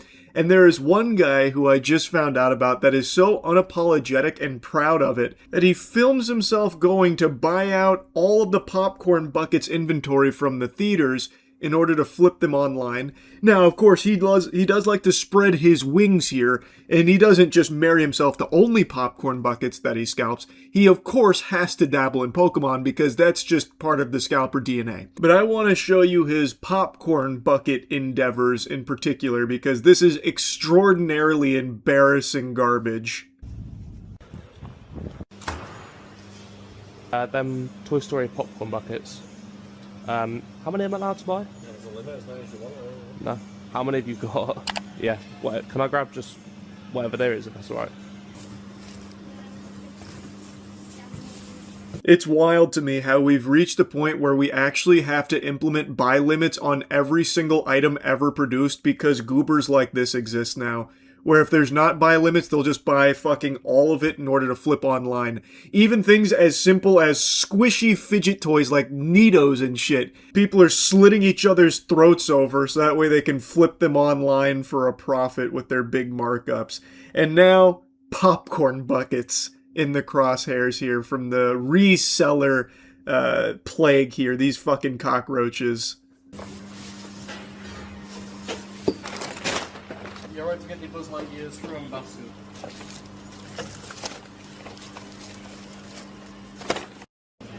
Sweet, thank you. Perfect. Cheers. Do you want free popcorn? Oh, okay. Yeah, this is going to be a fucking nightmare. This is going to go all over my car. Look at the two people behind him watching on in disgust and horror as this guy spends presumably hundreds of dollars to ensure that no one else can get those popcorn buckets. I imagine that they were probably waiting in line and probably were wanting a popcorn bucket here as well, considering the look on their faces is just shock and awe. Like what kind of loser they've just bore witness to. It's like a cryptid sighting. So I imagine they probably wanted one as well. They're probably there to see Toy Story, and now they can't get one because this guy just bought them all.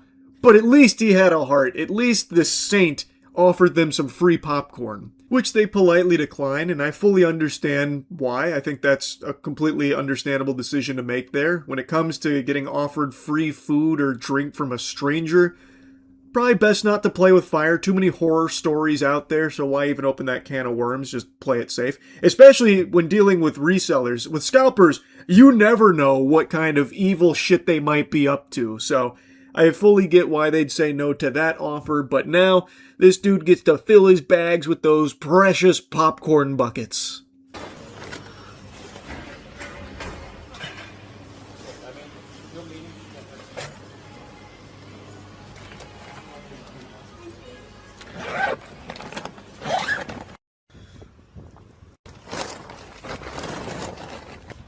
Luckily, he was able to get all of it into his car. Thankfully, I was really praying for him there, and, well, it worked. It came through. He was able to get all those popcorn buckets into his vehicle, and now he's got a lot of free popcorn as well.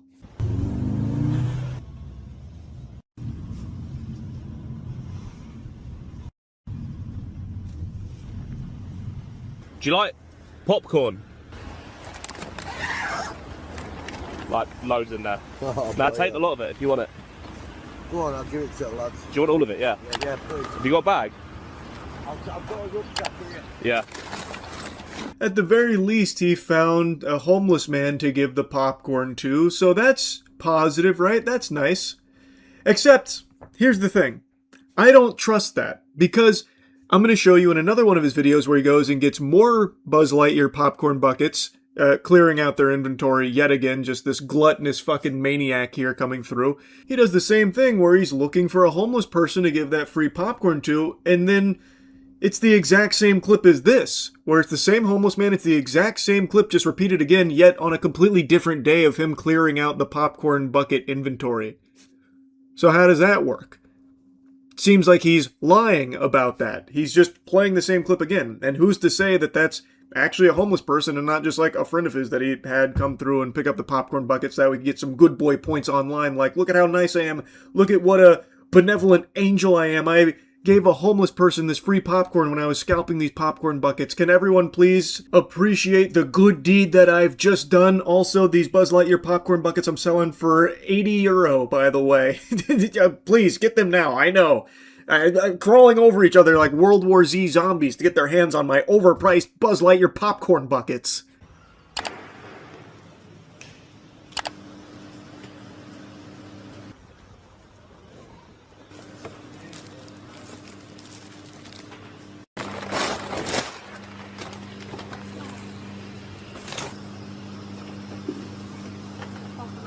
Yeah. New batteries. Got you. She's teaching him how to set this up because A, she can tell that he is visibly stupid, and B, she's under the false pretense that he's buying these to use them. He's not. He's buying these to exploit the scarcity that he's introducing here. That's the MO of all scalpers. Buy as much as you possibly can so that way normal people who actually want them can't get them, so then they engage in the secondary market with these fucking fungal ghouls who are capitalizing off it with this huge markup to line their pockets and take advantage of it. So he's not ever going to use one of these or anything. They're not for him. He's just reselling them. He's just a piece of shit scumbag.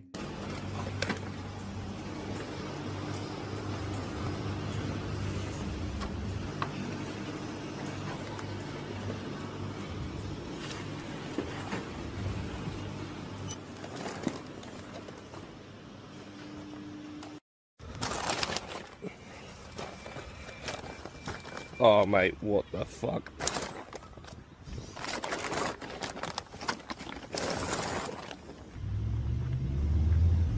Do you like popcorn? Yeah. Yeah. Wait. Do you want some? Yeah, please. It's literally... like, loads in there. Oh, now, take a lot of it if you want it. Go on, I'll give it to the lads. Do you want all of it? Yeah. You see what I mean? It's just the exact same clip that he copy and pasted here. So that is fraudulent. I'm assuming that with this popcorn bucket haul, he just threw away the free popcorn. He had that popcorn in his trunk and it wasn't look like it was fitting, so I imagine he just threw it in the trash, just wasting all of that food. Clearly didn't want to show that to the audience, so again, he went back to the old tried and true, the El Clasico of, I gave it to a homeless person, look, here's the clip, even though it's the exact same clip from the other video that he's just repeated, and it can't be from the same day or anything, because this time around, his popcorn, his free popcorn, was in a different bag in the trunk, not in the back seat. So it's just, I don't know who he thought he was fooling with that. But he also probably doesn't care, because the people that are watching this, it's two people. One, people like me that shoot spitballs at him and believe that everywhere he goes, he should be just had bells rung, like the shame bells, letting people know that there's a scalper coming through, just a stinky degenerate. Or two, like-minded losers. that are watching this and thinking that it's a good business opportunity and like trying to join in and like follow along here so they can try and make a little bit of money flipping fucking Buzz Lightyear popcorn buckets. So he doesn't really care about like whether or not people know that he threw away popcorn, but he was probably just trying to like cover his own ass just in case. But it didn't work. It's very clearly a lie here. He didn't give that popcorn to a homeless man in this video. It's the same clip from the other video. Anyway, this shit sucks. He sucks. Scalpers, resellers, just complete scum. That's really about it. So yeah. Anyone remember from back in the day that whole thing about yelling fire in a crowded area being like a big no-no because of, you know, how dangerous it can be to do something like that? Well, I think there is a word more powerful that instills more fear, and it's Pokemon. If you say Pokemon in a crowded area, get ready for dead bodies to just start hitting the floor. If you covered yourself in raw meat and dove into the middle of open water in the ocean, there would be less sharks that eat you alive than had you covered yourself in Pokemon packs and walked into a Target. You are just surrounded and completely devoured by scalpers. Like, it's piranhas that just attack you from out of nowhere. If they smell that you have a Pokemon pack nearby, it's like a Looney Tunes scene where they come in and just eat all your flesh off, and then it's just a pile of bones that collapse. Now, before I start passionately shitting and spitting about the terrible state of Pokemon and the scalpers that infest it, I do want to put something positive on your radar. Right now at Starforge, we're doing our big summer sale, so if you've been looking to upgrade your PC, now's the perfect time to do so. Huge savings across the board on everything at Starforge. There's a link in the description if you're interested. So obviously I'm going to be yapping about some more scalper degeneracy where they go out in public and fight and fuck each other to get their hands on some of these cards in order to flip it online for a slight profit. But before doing that, I want to show you just how out of control this is across the board from companies as well that are trying to capitalize off the Pokemon hysteria. A new product from Pokemon here, First Partner Illustration Collection Series 2, launched yesterday with an MSRP of $15. That means that's the price you should expect to pay for that product through retailers. It's the manufacturer suggested retail price. And this new collection here was suggested at $15. But as you can imagine, that's a fairy tale. That's a fucking pipe dream. I'm more likely to hit a growth spurt in my 30s than you are to find this product for anywhere close to 15 clams. And it's not just from scalpers. If you try to go into a GameStop, for example, to get it, they are selling it for $60. That is shameful. That is downright embarrassing. GameStop is already like a pathetic joke that is only held up from the hopium from the community that has bought into the idea that they can make oodles of cash off of them. But the actual store itself is complete dog shit. It's garbage. The only thing it's good for is like retro game prices, or if you're a gambling addict and you just do the fucking GameStop power packs for Pokemon cards. But they can't even do that competitively. Compared to the other Gamba Pokemon packs out there, the power packs from GameStop are far and away the worst value you can find. So even if you are just like oozing grease and like heavily addicted to Pokemon pack gambling, GameStop power packs are your worst fucking option. They can't even be competitive in that space. There's still trash there too. It's so cringe how bad GameStop is. So now they unapologetically have these Collection Series 2 going up for $60 when MSRP is $15. Of course, they're not the only losers doing that, but it's not like this is across the board everyone's doing it, because take, for example, Best Buy, they are selling it at MSRP, $15. So it's not like, so I don't think that argument works in defense of GameStop, the hiding in numbers, like, oh, we're blanket protected because it's just common practice. Everyone's doing it. Everyone's smoking these doinks, so we had to smoke it too. It's just extraordinarily shameless companies like GameStop that are okay, proudly marking up to $60 to match the standard scalper prices, which are right now $60. If you go to TCG Player, there is not a single listing at MSRP, and a lot of these come from real, legitimate card shops that are just now all gung-ho, all aboard the huge markup train to capitalize off the Pokemon hysteria, because the simple fact is, people keep buying it. It's MSRP at 15, but there's tons of people that are still buying at 60. Stop. Just fucking stop. I promise you're gonna be okay not just throwing 60 doubloons down the shitter to get your hands on this new product here. You're not going to be arrested for refusing to pay scalper prices. It's not a requirement. And get this, if you stop buying at that price, they'll stop marking it up to that price. They only get away with doing that because there are people that still gluttonously just consume no matter how big the markup on this new product is. I've seen a lot of people discussing the GameStop inflated prices in particular, and I saw this post here about how this individual apparently asked the manager why they jacked the price up so much. And of course, take all this with a grain of salt. It's a fucking Facebook post. This could have just been him in a K-hole and fucking falling asleep and coming up with this dream. But this is something I have seen expressed throughout the last few months about certain scalpers and companies justifying their huge markups. So, according to this post, she said it's to keep all the resellers and scalpers out of the stores and buying, and to give all the non-resellers a chance to buy Pokemon products. Which I think is completely ridiculous, and as this post points out, so they're trying to give people who don't resell a chance to buy, but you've jacked the price up so much that normal people can't afford to buy it. It doesn't make any sense. Also, to go a bit deeper, if the goal was to get scalpers and resellers out, cut the plastic. Sell at MSRP, cut the plastic. That immediately gets rid of every scalper and reseller there because the plastic is now gone. Anyone who actually does want to collect the product or open the product doesn't care about the plastic being cut. It's something Target recently started doing with that viral video that popped off with the Target guy cutting the plastic, much to the chagrin of a lot of scalpers that were definitely watching in horror. That is the optimal way of handling it. If the goal is to get the scalpers and resellers out, jacking the price up to match scalper prices does the opposite. If you just want them out, cut the plastic.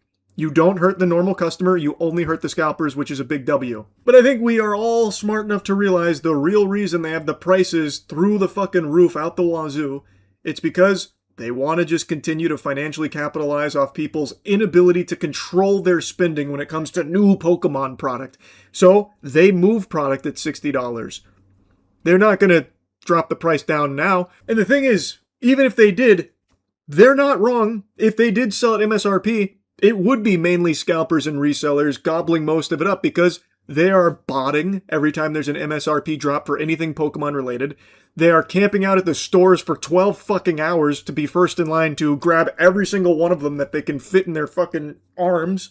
And they're right, it would go to scalpers and resellers, which is why, cut the plastic. They immediately stop. Cut the plastic on every Pokemon product you sell. Then it only ends up in the hands of people that actually want it, instead of the scalpers that just look to make a quick buck off of it. But again, they're not going to drop the price to MSRP.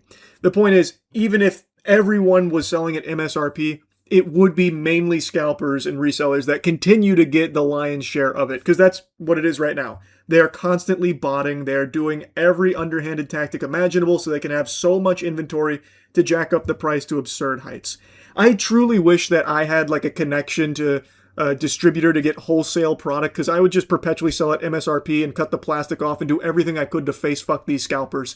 It's very rare to get MSRP product that isn't immediately gobbled up by these fucking parasites, these disgusting worms.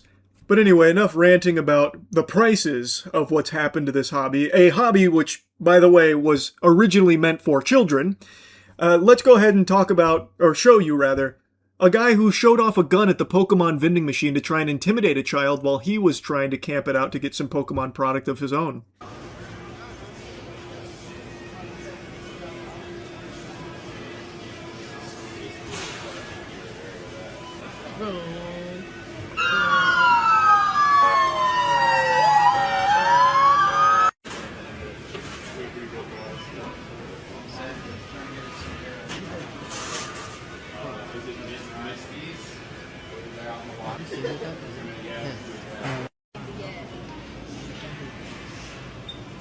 You get the booster box and I'll get the thing. I'll get the booster box. I kind of feel bad, bro. I kind of feel bad. If you guys want the box, we'll take the 10.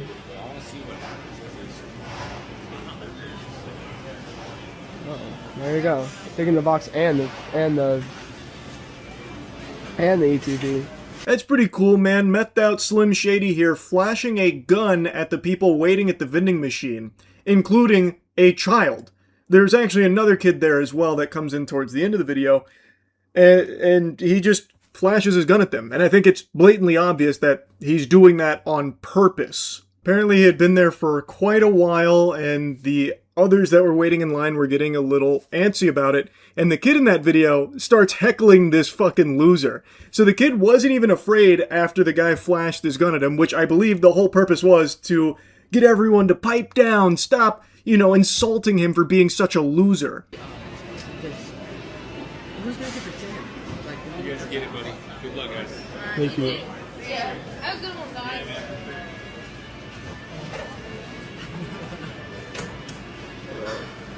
That 5 hours waiting paid off, did not?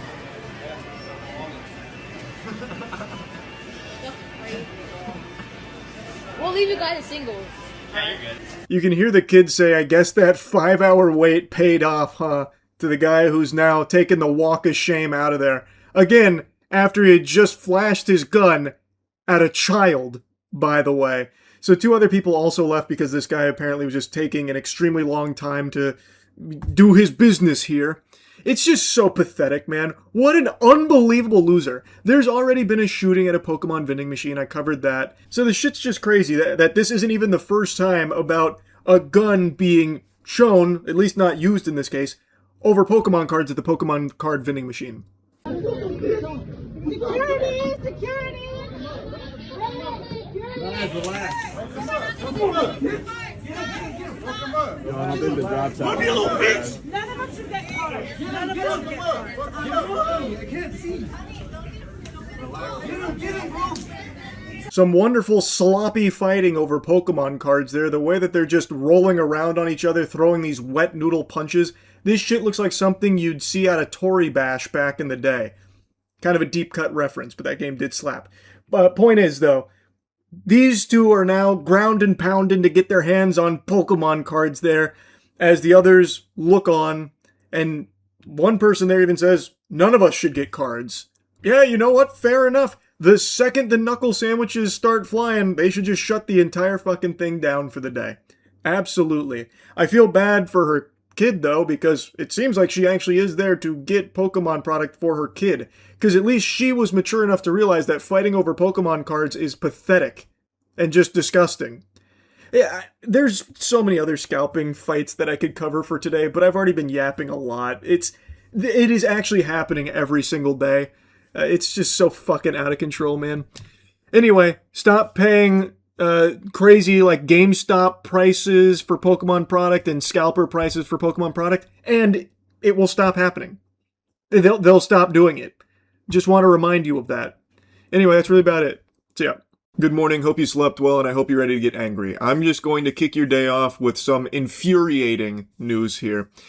When the Knicks won the championship, there was a woman who was celebrating, being extremely excited, and her neighbors in the complex thought that it was a sign of distress, that there was a possible domestic disturbance. So they called the police for the noise. The police showed up, and within a minute and a half, killed her dog. Just executed her dog. This adorable Knicks fan was killed for the sole crime of being excited. And now they've finally released that body cam, and it is clear that that is some fucking horseradish they tried to sell you about why they killed this dog. It doesn't aggressively charge at the officer or anything at all. And in fact, the body cam paints a very different picture than the official accounts here from the officer. Now, I think it's important before seeing this body cam that you know what kind of dog Jameson was. A Saint Bernard Golden Retriever Poodle mix. That's not a dangerous combination right there. It's not like that's a fucking chimera of violence with the sole purpose of, like, you know, brutalizing human beings or anything. We're not dealing with some kind of fucking cryptid demon monster creature. In fact, you would be hard-pressed to find a friendlier combination of dog breeds in general. This is like the sugar, spice, and everything nice to create the perfect family dog. St. Bernards are literally called gentle giants because their temperament is being so calm and loving. Golden Retrievers, I probably don't even need to regurgitate their resume. They're like the #1 starter dog for families because of how loving they are. And then Poodles. Like, this is craziness. to try and claim that it was an aggressive dog that was scary. Like, even fucking Scarecrow's fear gas would probably be ineffective at making this kind of dog, like Jameson, appear terrifying. He was in a Knicks jersey. He had a little Knicks shirt on. Like, come on.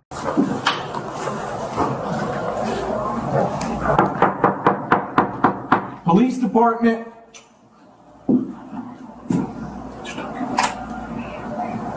Okay.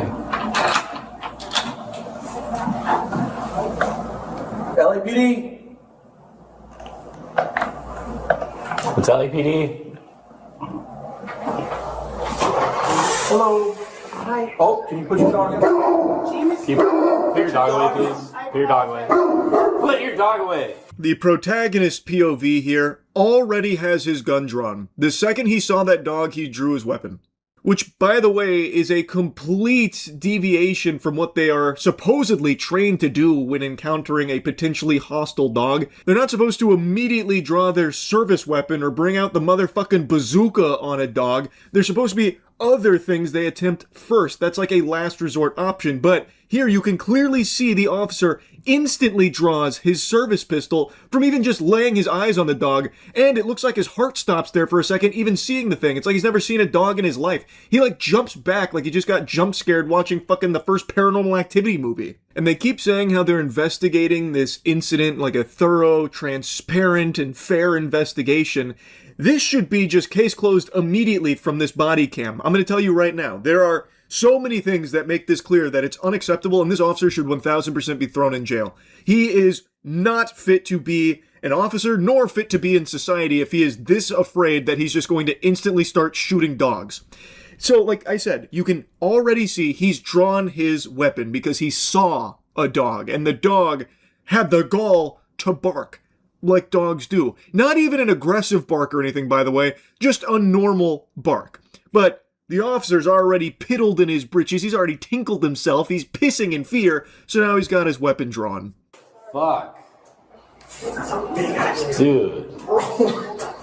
I ain't getting bit by that, bro. Just listen to how angry this loser already sounds just from even seeing a dog. Fuck! That's a big dog, I'm not getting bit by that, bro. The dog was just by the door. It wasn't threatening you or anything. It just showed itself. And you're already panicking? How much more of a pussy can you possibly be? He is a dangerous coward. He shouldn't have a badge. How can someone who's already farting and pooping because he saw a dog be expected to protect civilians and keep people safe if he is freaking out after just seeing a dog and like sweating profusely with a weapon drawn on it? He shouldn't have a badge under any circumstances. And yes, unfortunately, the woman wasn't able to put the dog away in time, but I don't think people recognize how tense a situation like this is. You've just been paid a visit from the police. You have no idea why. They haven't even said why they're there or anything yet. So I imagine she herself is also kind of on edge and worried about, like, well, what's going on? What caused this? So it's very understandable that she might be feeling rushed because, you know, like, well, if I stay in here too long, maybe they think I'm doing something suspicious or whatever. So she didn't get Jameson put away in time properly. So when she went back to the door, he slipped out. I have been swatted before. I have dogs. One of my dogs, Tetra, loves to jump on people excited. She's a very friendly dog, but she likes to jump on people. So every time that happened, it felt like a race against the clock to either get like leashes on them or get them in like another room and close the door. But it's not easy, and it's something that doesn't happen like that. It takes time, especially when the dogs are excited like Jameson was here. They were just celebrating the Knicks win together. So like it does take a minute, and you feel very rushed in a situation like this. So I get it, and it's just very unfortunate that she wasn't able to get the dog put up in time. But I don't think under any circumstances that should have led to the dog being killed. Is the dog put away? Please, put it down. It's all good. It's all good. He's not aggressive. You're huge. You're not, put him in.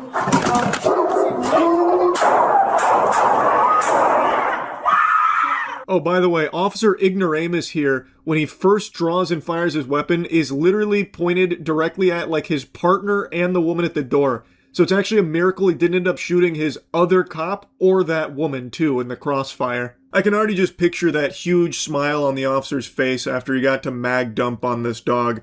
A dog that the owner already said is not aggressive and is wearing a Knicks jersey and isn't charging at the officer aggressively like they tried to claim it was. It is walking towards the officer and barked a couple times, as dogs do, which is very normal. It didn't charge or anything, and I'm pretty confident any sane person would see this and recognize that it wasn't a threat.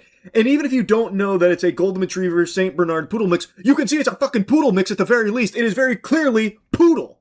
So why are you already frightened, chomping at your nails, and just ready to start blasting here like you're playing the House of the Dead arcade game?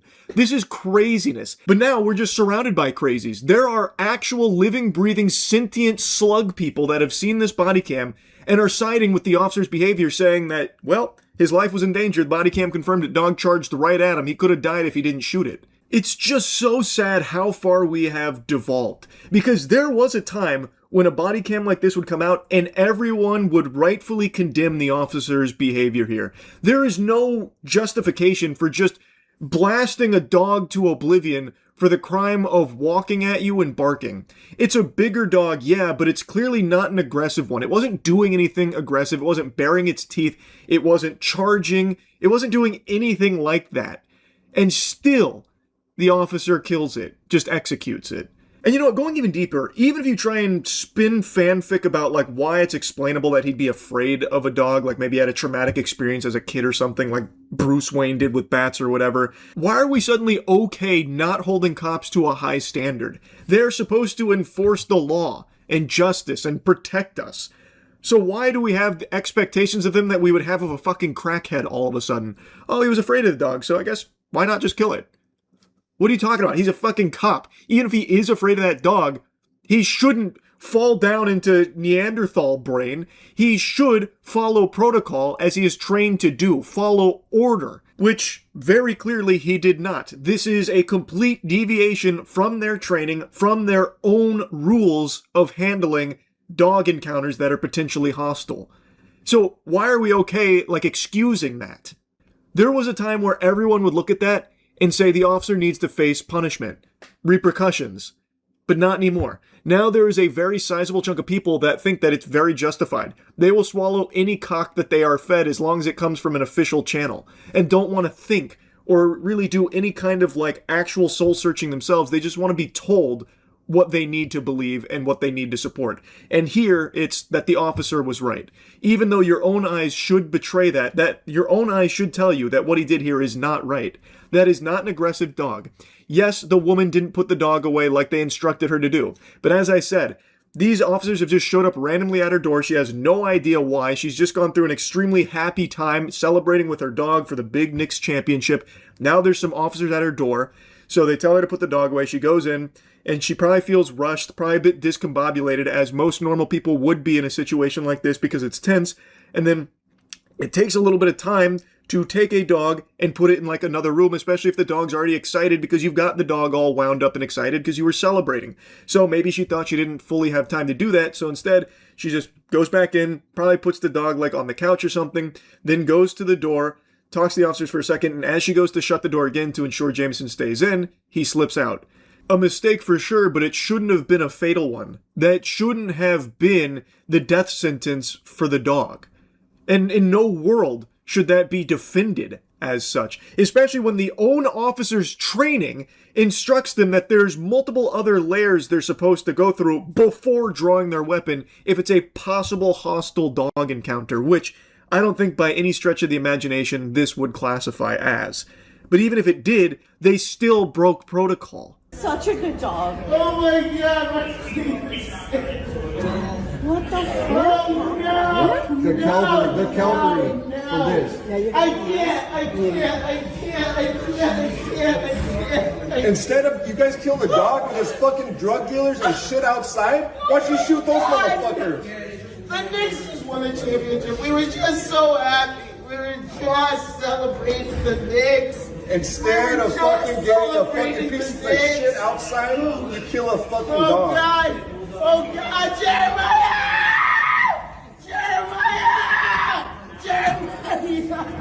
Why? What's wow, necessary? Wow, where's this shit out?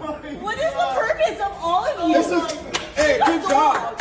This is what we pay for. Amazing. Amazing work, guys. Oh my God, no, Good shit.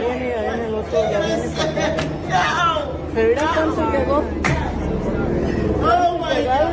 Seriously? What the We're gone? This is fucking Are you pathetic. serious? That's heartbreaking stuff, man. Even the neighbors all started to come out and berate the cops for what they've done there.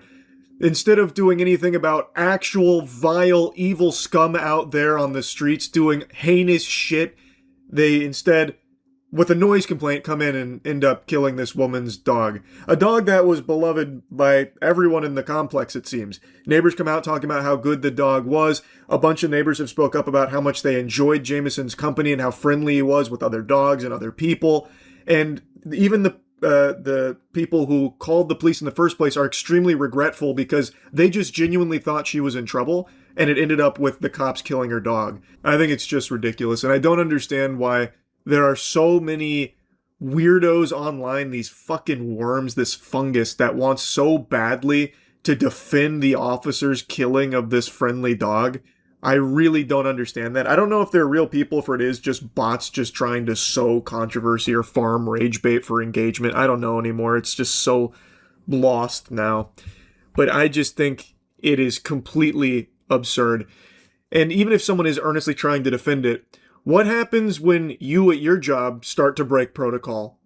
You probably get fired, right? That happens a lot. If you don't follow the rules of your job, if you break those rules, what happens? You get punished for it. You lose your job. Why should it be any different for police officers? In fact, I think it should be much more strictly enforced for officers with much more severe consequences for breaking protocol, because in that job, it's life or death, not just for themselves, but for everything and everyone around them. So this officer breaking protocol here, going against the rules, going against their training, ends with a dead dog. Like, I think this is something that should be taken very, very seriously, and I don't think there's any justifying it at all. Especially not after seeing the body cam. Anyway, that's really about it. See ya. A man in Alabama wanted some ice cream, so he stopped by a spot called the Local Scoop. He had a less than positive experience, so he ended up leaving a negative review.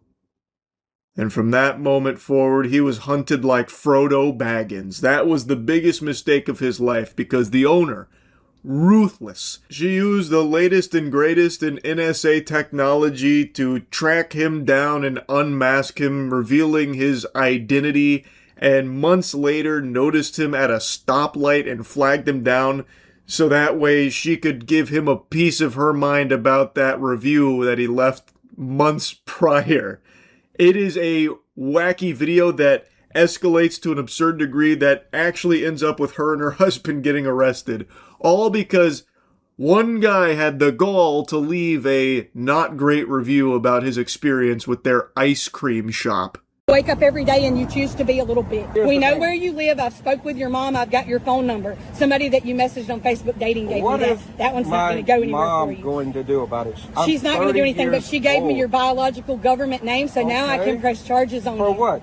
Immediately, a lot to unpack here. So she says that she got his phone number from someone he communicated with through Facebook dating, and then also tracked down his mother, which is a very interesting strategy. I guess she thought, by getting mommy involved, she'd go and ground him for giving his opinion on her ice cream shop. But, all the effort she's gone through to, dox this guy, holy shit, man. I tell you what, if this whole ice cream shop thing doesn't work out, and it doesn't seem like it's working out, she could have another career as a private investigator or something. She really goes the distance. But yeah, she used Mama here as a way of getting his full legal name, which I feel like she already had. If she was able to find his mom, I feel like that was another extra step that she didn't need to take. She's just basically getting everything she can about this guy. Probably got his SAT scores from high school as well. And now she's threatening to press charges. What is the charge? Not enjoying a meal, an unsucculent ice cream meal. This is insanity manifest. What the fuck is she yapping about? What? I'm so curious what crime she thought he committed by leaving a negative review. You're not allowed to express mean words about my ice cream shop. You're going to Slammer Buster, lock him away and flush the key down the shitter. We got a menace on the loose. Did you see he hurt my feelings with this negative review? Why aren't you arresting him, officer? Take him away in cuffs. Like, this is some fucking wackiness. Like, this is bonkers behavior here. She's off her gourd. Anyways, Pritchard is not listen to me. That's where you should be back at. That's where you belong. Maybe they would run your ass in the ground there because that's all you're good for. You're useless. You're literally, you live in a camper and you DoorDash. I sure You're do. garbage. I'm proud of it because I own my You're camper. garbage. You're just nothing. You're nobody. Here's the thing. You're going to keep on. I said on that post was exactly right. No, okay? it's not. I'm sorry that you don't know. I've made $42,000 in 2 months. I don't give a fuck if you're proud of me. I'd sooner you not be. I fail to see how you making $42,000 in 2 months is in any way related to his negative review.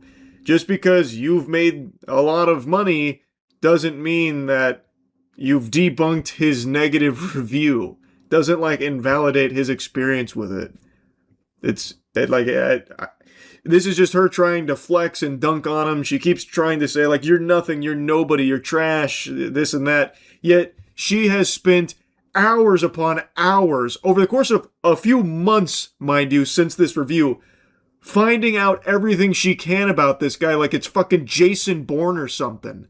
And now she is red in the face, steaming, just vomiting all of this drivel to him. The person that she says doesn't matter at all, by the way.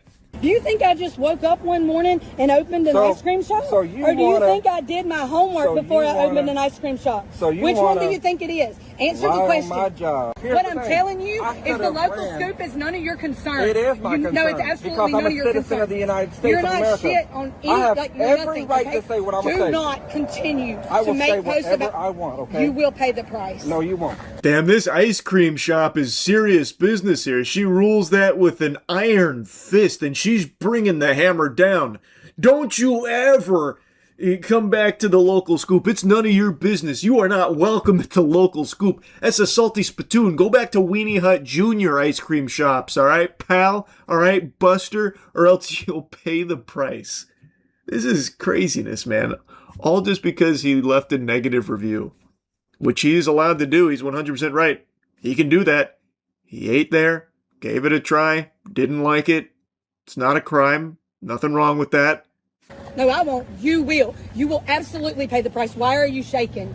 You should be shaking. No. That's a good thing for No, you to I'm do. not shaking. Do not continue Ma'am, you're not to gonna do involve anything. yourself in my business. I will ma'am. absolutely No, do you something. won't, Oh, but I ma'am. will, though. That's No, the thing. you I won't. absolutely will do something. Don't You, actually. ma'am, are a I am mad child. because I have busted my ass at something, and I you don't think give you're a going to damn. run it into the ground. You are Jeez, the bro. only person that has ever flagged me down. Right, you know what to that come should tell you? Get on to me. I have a spine. No, I busted my ass to obviously, build that business. you have and some you are not mental gonna- issues No. that would cause you to get mad that I left a review on your restaurant. Because it's not But funny. here's the problem, The many fact of the matter is, and I'm Honestly, telling you as at plain as I 40 know how to years tell you. old- He left a review on her restaurant and she's making it sound like he's waging war on her on a personal level. He ate there, didn't like it, left a negative review, end of story. And she's like, you will not run my business into the ground. Also, the guy that she continues to say is like nothing, by the way, and is nobody. All of a sudden, his one bad review is apparently taking down her entire fucking ice cream empire. And the astute observers will have noticed she is filming this interaction as well from her POV. This behavior always baffles me. Like, it actually is, it is a flabbergasting phenomenon where someone who is clearly in the wrong, just unhinged, maniacal, starts filming it because they are convinced, they are delusional enough to believe that they are in the right and this makes them look good. So she is filming this fucking crash out from her own POV as well. And I'm guessing posted it on her Facebook page or somewhere in her, I don't know, the Ice Cream Mafia group or something. I really have no clue where that ended up. But that happens all the time. I really just don't get it. If you continue to mess with my business, you will live to regret it. Okay, and I'm gonna call the police and tell them you just threatened me. To call them. Nobody would ever fuck you. You probably still have your virginity. Like, that's cool. If that's what you think. But I here's mean, the problem, man. who would sleep with but you? Here's the problem, man. It's getting really desperate now from her side here. Now she's bringing out League of Legends insults here. You're still a virgin, by the way. I bet. Yeah. How about and how about that? You're gonna take that review back now? Thoughts? Virgin? You can say I was trying to hide and everything. But You I are. wasn't trying You're to a hide. bitch. Yes, you were. If you wasn't. weren't trying to hide, you would put Daniel Smith on your Facebook page. But you're a bitch, and you Have don't. you never heard of a screen name? Have you never heard of a nickname? This ain't AOL, boo. It's not. This ain't AOL. But you can still put a screen name. That's your kid's not. Oh fuck! She's having a full Porky Pig blue screen in the brain type meltdown now. So now she's going to just the standard like mocking because she has nothing else that she can even begin to like piece together in her brain now during this argument that she has started, by the way, over his review. So now she's upset because he didn't use his real name for the review. He used like a screen name, which I think is totally fine. I think more people should do that. I really think we had it right fucking 15 years ago when it came to online shit, where you don't want to just be sharing your full name, your fucking every single little bit and piece about you, every little detail. I think that's the right way of doing things. Also, just to be extremely clear, no one should ever be afraid of leaving a bad review if they had a legitimately negative experience at a business. This should never be something that happens here, where the owner of that business tracks you down because they're salty that you didn't have a good time with their ice cream shop in this case. Play video games, do they not have you? Fuck you gotta say to me? Run your goddamn mouth about me, motherfucker. What did I say about you? Because I don't What remember. did you say about me? I'm trying to Or remember. what did you say? I'm trying to What remember. did you say? Oh fuck, here comes Paul Blart rolling in deep now, smuggling beach balls under his camouflage hoodie. So now we've got Goober number 2 that scoots in sideways, and he enters into the Thunderdome here, blood pressure through the fucking roof, looking like he's about to pop every blood vessel in his face. And he's mad now about the review. I guess maybe he mentioned the owners there, like, 'cause even the guy like that's getting attacked here who left the review is like, I don't even know what you're talking about. I don't know what I said about you, if I did say anything about you in the first place. What did you say? Who's a pussy now, I'm Daniel? trying to remember. What Who's a you say pussy about now? I'm trying to Who's remember. a pussy Remind now? me. I said a lot of Who's a stuff. pussy now, Daniel? Who? Because you're the one backing up. Am I daddy or daddy? Remember that? Call him daddy. I Call can't him hear you, daddy. she's talking. What? Pardon? Call him daddy? It's getting so weird and it's just so off the rails. She's all over the place. I can't tell if she's aroused or angry anymore. Now it's getting sexual out of nowhere. This guy rolls up and now all of a sudden, I don't know if they're fighting or fucking, what's about to happen here. It's confusing. So many mixed signals coming from their camp now. Very odd. Very odd indeed. All over a bad review for their ice cream shop, by the way. Also, to state the obvious, I think this guy backing up and being afraid is totally understandable. This is a very peculiar situation to be in. They are really like in a state of psychosis at this point. They might be armed or something. They have tracked him down months later, all because of his bad review. And now it's 2v1 here. Like, it is something to be fearful of. They don't know if they have a gun or a knife that they might just use, all because he just expressed having a bad time at their ice cream shop. So I get why he would be, like, backing up. That makes sense. Call him daddy, I bitch. can't hear you. Huh? Call him daddy. Huh? Call him daddy. That's a podcast on a show. Call him daddy. You asked if I called him I both was daddy. fucking with you. And you just started fucking with me. Have a great day. Have a great day. Huh? Have a great day. Why are you walking away Why are now? you walking away? You don't want Because to I- talk now? Here's the You thing. want to talk all that fucking shit? I'm trying to, but y'all won't let me say one word. Y'all, here's the thing. Why son. did you talk shit about me? Can you let me Why explain? the fuck? Can you let me If the explain? paragraph this long, she paid off the debt to the store, Why you paid on off the your debt phone? to the credit card. You just touched me. I'm Call him. Call him. That's where the recording ends. That's the end of the Cloverfield footage that we get. Wow. Pretty fascinating stuff, I gotta tell you. Local Scoop doesn't really seem like a overly great environment to go get yourself a nice little sweet treat.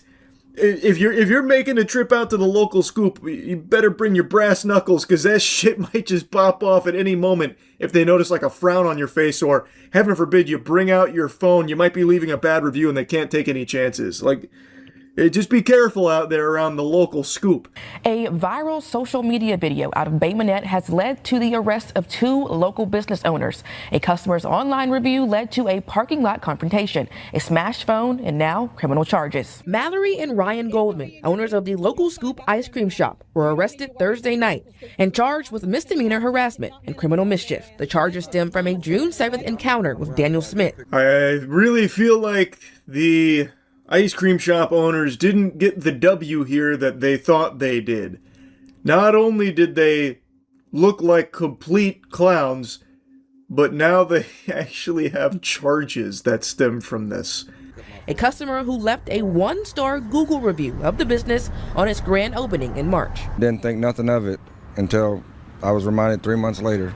Smith says he was working as a food delivery driver when Mallory Goldman recognized him at a stoplight and asked to speak with him about the review. He agreed to meet her at a McDonald's parking lot after finishing a delivery stop, but says the conversation quickly turned hostile. That's fucking crazy. So she spent time looking him up, digging in deep to find his baby photos, his current photos, this and that, his name, even who he's been talking to on dating apps, I guess, and then recognized his face on the road. That's unbelievable. That is actually unbelievable to me. And she was still angry about it to the point that she flagged him down so that way they could, hash it out here. I can't believe he actually said yes to that, like agreed to it. I imagine he thought that it would be like a peaceful thing, or like a peaceful resolution. I don't know. But that would have been an immediate red flag, super alarming behavior. That is not normal. That's not healthy. Okay. I'm going to leave this property. Can you imagine this? But I'm telling you right now. Smelling like cat? Smith says he started recording and claims Goldman then knocked the phone from his hand and stomped on it. The video spread fast, drawing hundreds of thousands of views on Facebook. The fallout has extended beyond social media. I was just reached out to by the brand that supplies the ice cream for the ice cream shop, and they just told me that they're no longer going to do business with them. Despite the attention the incident has received, Smith says he's ready to move forward. Yeah, that sounds about right. He had already moved forward. They're the ones that brought it up months later because he just left a bad review. And can you believe it? Their supplier pulled out from the local scoop. Oh, they'll rue the day, no doubt. The local scoop, a meteoric rise, no doubt, is on its way. So yeah, not only did they get charges, they lost their ice cream supplier. So now Mallory's gonna have to just be whipping that shit up by herself in the garage or something, doing it old natural, just supplying the ice cream out of thin fucking air or something. Get herself some fairy godparents to just wish some ice cream into their shop now. It's like, it was so easily avoidable. It was apparently doing well, making $42,000 in 2 months, and then she decided to torpedo everything by hunting this man down like an animal, all because he left a 1-star review. Fucking wild stuff, man. I had to yap about it. I had to. That's really about it. See ya. As if I needed more reasons to avoid eating at Arby's. I just learned about an ongoing case where a former Arby's manager spit in a customer's food, which they have video evidence to confirm the spitting there, and allegedly gave that customer herpes. That is unhinged. And I'm going to tell you something, sports fans. I'm not even that surprised to learn that from Arby's. Because if you've been around for a while, you might recall 4-ish years ago, Arby's waged viral warfare on me as well. When doing the hottest sandwich in the world, they served me a sandwich that was questionably cooked. And I'm using the word cooked very loosey-goosey, because that chicken sandwich was pussy pink, and I had already eaten some of it when I noticed. They were doing this whole, we've got the hottest chicken sandwich ever, get ready to fill your diaper with fear when you try this puppy, but it was actually just a Trojan horse to introduce salmonella into my system. Luckily, I didn't get devastatingly ill or anything, but I definitely could have. Improperly prepared poultry is not something you fuck around with. And Arby's was back there, like, diabolically concocting this, weapon against me. So, I don't love Arby's. I feel like most people probably don't either. You'd have to really be cruising Arkham Asylum before you found a single Arby's enthusiast. So that being said, I already didn't like Arby's and had no plans of going there, but after seeing this story, you can bet your sweet bippy you won't be catching me ever getting the rumbly tummy that only Arby's can fix. Now to a story we all wish would be just a gross urban legend. But in McCurtain County, a former Arby's manager is charged with felony poisoning, accused of spitting in a woman's food and giving her herpes as a result. After a long night bartending, Jenica Church stopped at Arby's in Broken Bow. It was taking a little bit of time. Thought they were probably mad at me because it was right about to close. Jenica said she had some history with Amanda Hendricks, the manager, but nothing major. She went home, ate, and shared sandwiches with her father-in-law and grandmother-in-law. Jenica, her husband, the kids, and the grandparents all lived together. It's just so evil to do some shit like this. I'm already a hypochondriac, so every time I order out, there is always that, like, lingering anxiety about, like, well, what if they spit in my food? And it has never even crossed my mind that if that happened, they could give me herpes. I've always just thought, like, oh, if that happens, it's gonna be yucky. Ew, it's gonna be gross. But at least it won't be Arby's. But now, the game has changed. You can't put the toothpaste back in the tube. If this is true, that her spitting in the food, which that part isn't really up for debate, there's no big dispute there. Apparently they have video evidence showing her spitting in it. But what is still up in the air is whether or not that spit led to her contracting herpes from it.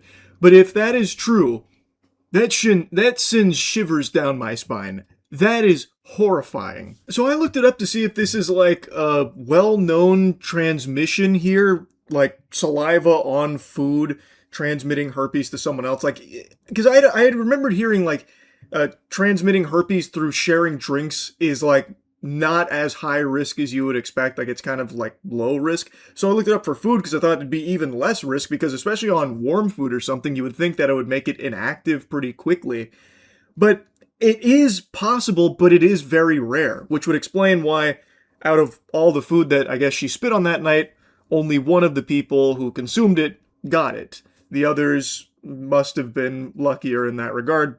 So from what I can tell from, like, the bits and pieces I was looking up about it, it can happen, but it's so exceedingly rare that there's just not even a whole lot of, like, information on it, because it's not a common means of transmission, like spitting on food. After that night, Jenica's mouth began to flare up like it never had before. The doctor diagnosed her with herpes. Several times a week, I get a flare up. It goes all the way up to the top of my eye twitches. I mean, it's very painful. You're probably wondering, how could she possibly connect herpes to Arby's? I'll be honest, not exactly the Charles Xavier level mind reading there from the host, because I've always had a hunch that if there ever was going to be some kind of crazy outbreak, some kind of, new plague, it might just happen at Arby's, like the fucking T-virus gets unleashed through Arby's diabolically trash garbage fucking sludge that they serve to human beings. Broken Bow is a small town. Jenica says Amanda Hendricks was bragging about spitting in her sandwiches that night, and Jenica's daughter heard the story. According to the affidavit, Broken Bow police say they pulled cameras and saw Amanda spitting in the food. What a vile person. A, to even do this act in the first place of spitting in the food, and B, to then start bragging about it. All right, everyone, all right, yeah, hold your applause. I spit in their food. I did it, I know. Look, I'm not a hero. No autographs today. No. Okay, you can hoist me on your shoulders and carry me out like I just scored the game-winning touchdown. Like, what is there to brag about? That is disgusting. Now, again, it's not clear whether or not she actually transmitted herpes through this, because that is not proven yet, but it's still a gross, unacceptable thing to do, and it is still a crime to spit in food like that. That is a very serious crime, actually. So regardless, what she's done here is still incredibly fucked up. Now, what I will say is apparently she spit in her order.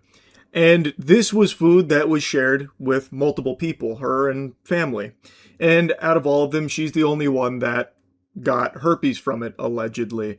So that leads me to believe that maybe the other family members got extremely lucky, or maybe she put a little extra secret sauce here, the Krabby Patty secret formula, hawked an extra loogie on her sandwich in particular to really seal the deal. Or, and this is me just now spitballing, there is a chance that since these two apparently had a little bit of history, it's not clear to what extent, but according to this news report, these two knew each other and did have, I guess, a bit of friction history between them.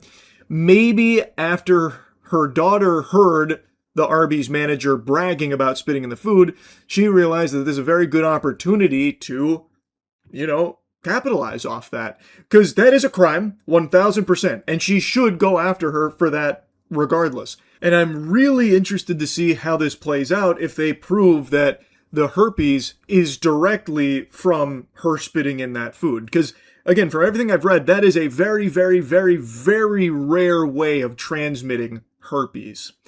And I imagine, it would be tough to investigate, but, if the Arby's manager doesn't have herpes, that probably puts the kibosh on it right away. Or if they find evidence that she had already had herpes before the spit, then that too. But I'm willing to believe her story because she has been wronged. And it feels like it'd be a weird thing to include in there if it was just untrue.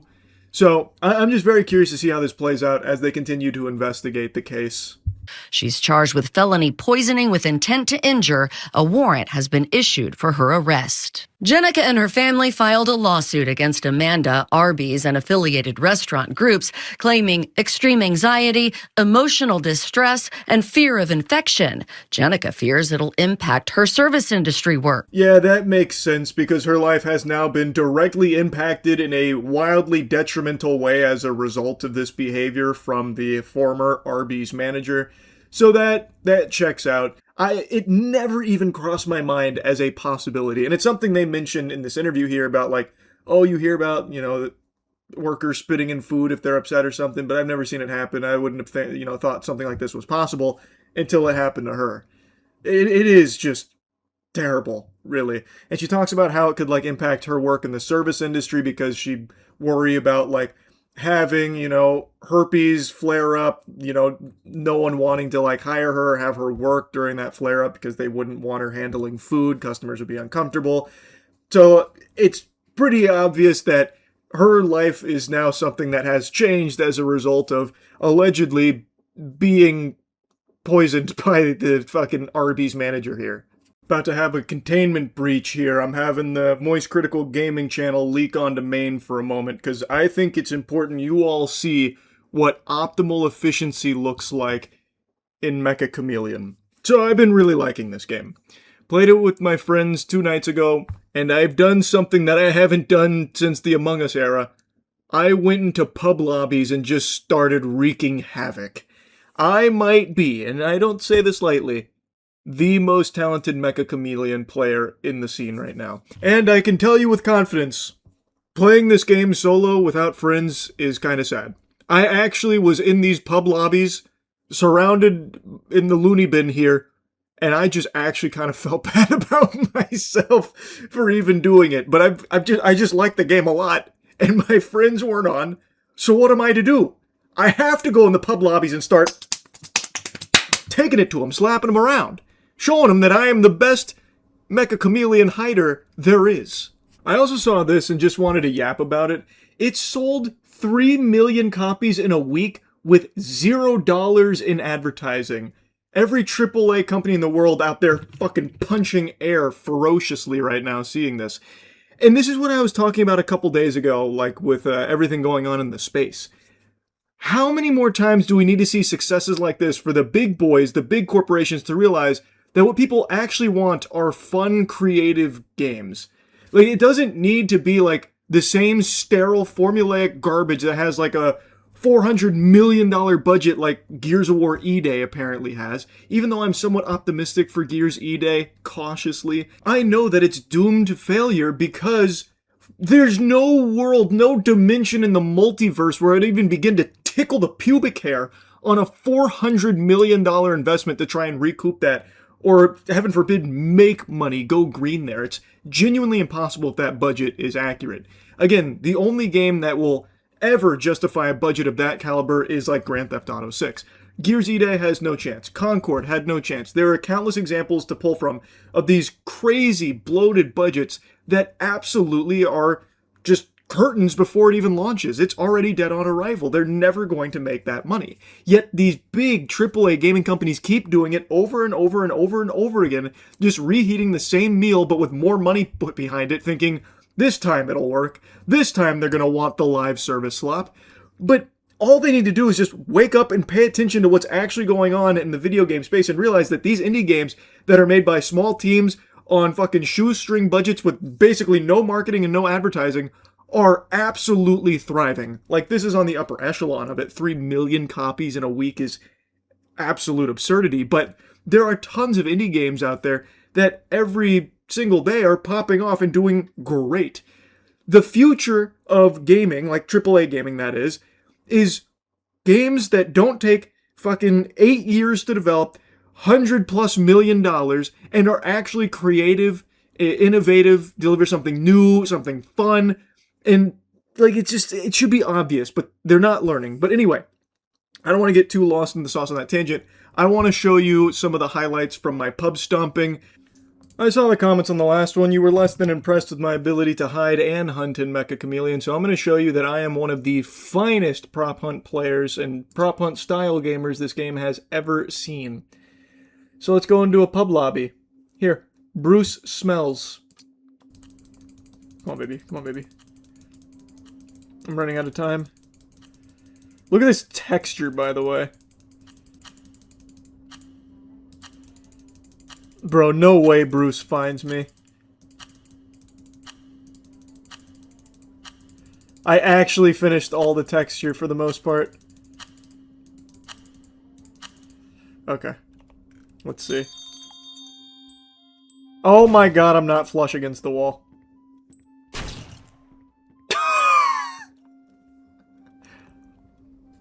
It's a real shame. I spent too much time focusing on the painting.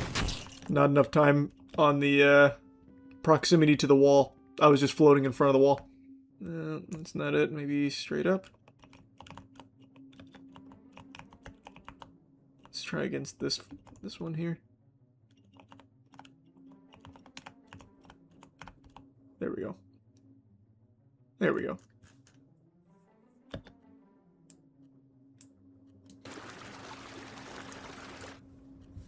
Fucking perfect.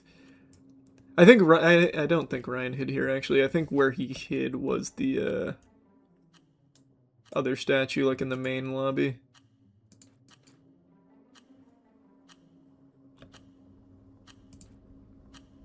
I might be better off not doing that, actually, looking at it now. I might be better off just staying like this. Just full turtle it, because if I throw that little bolt there, they're going to see me lift it off of it. But I think without it, I'm good. Okay.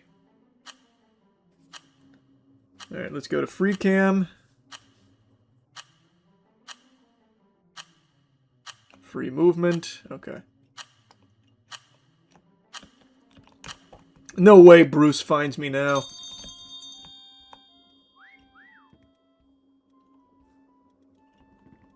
Oh, it's not Bruce hunting, it's Brookie right now.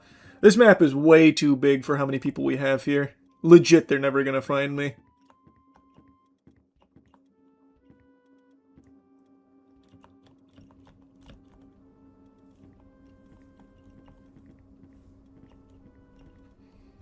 I'm gonna keep my eyes on them, though. See how they do. Anyone using the standard balloon strats? That's some low-level shit. I've graduated from that. I think this guy's fucking lost. He's suffering from psychosis. Uh-oh. He's checking. He's checking the statues. I'm really well hidden, though. I don't know. Uh-oh. Oh, shit. They know I'm in this room now.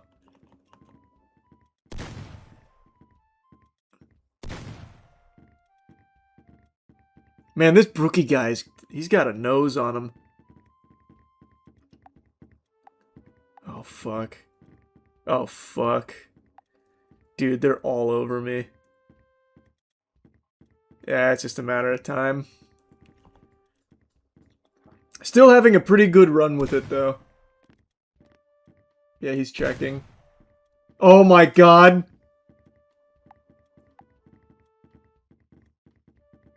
He went for the headshot. He wasn't looking under the arm. He wasn't checking the fins. Rookie mistake. You gotta check the fins. I'm fucking Chucky Finster over here, man. I'm deep in there.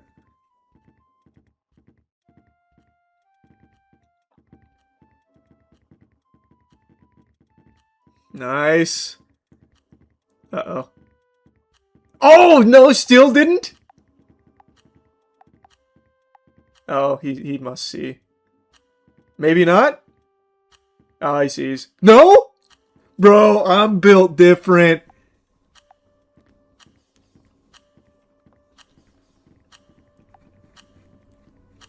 Oh, yeah. See, what'd I tell you? What did I tell you?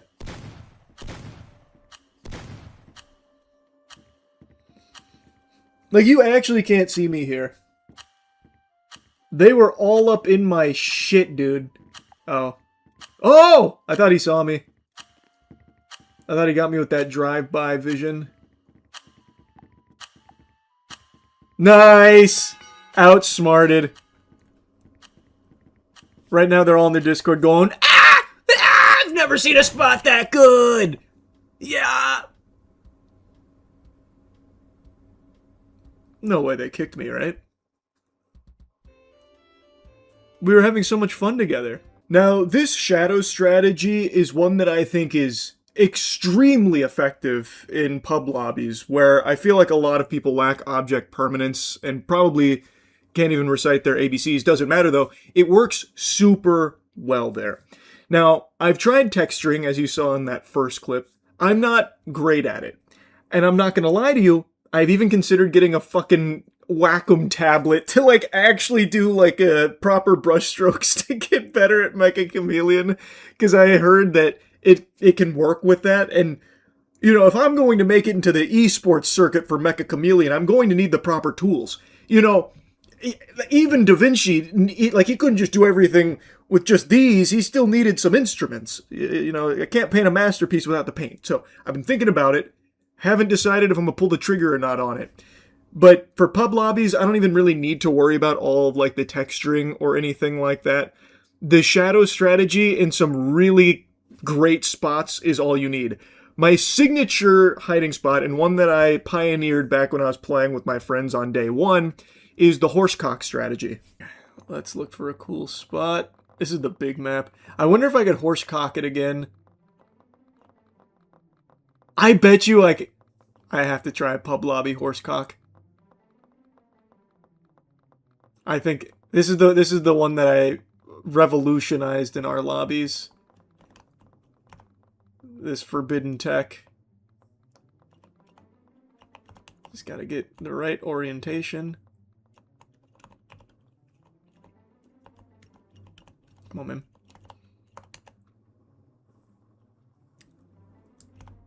Nope, nope, nope.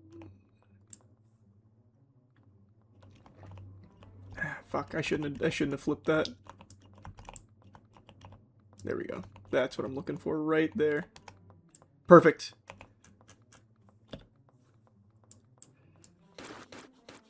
We've got it. We've got to give it a try.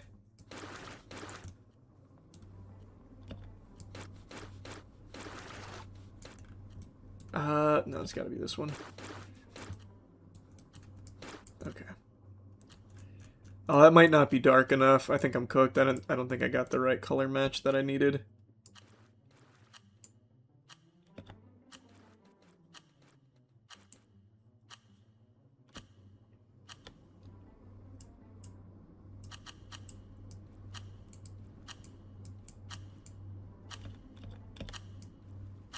Ugh.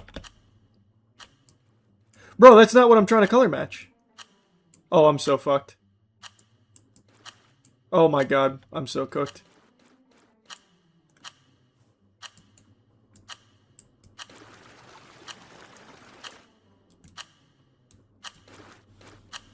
I panicked. Oh my god, that's so cringe. That's not what I wanted to color match at all.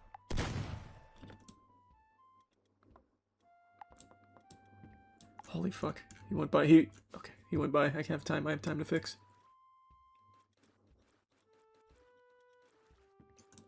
Okay.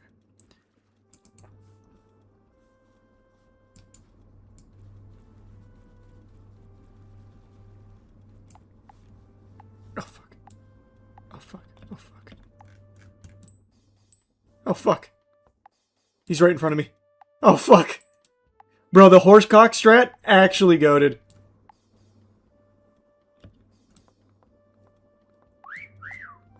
That wasn't me.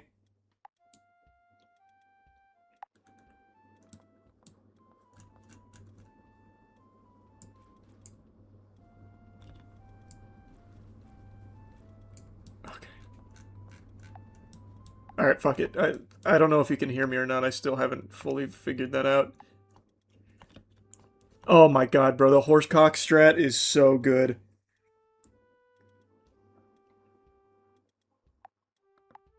He didn't see! Whoa! Built different. Actually built different, bro. I'm an innovator. This guy's losing his marbles right now. He hasn't even looked anywhere else in this house.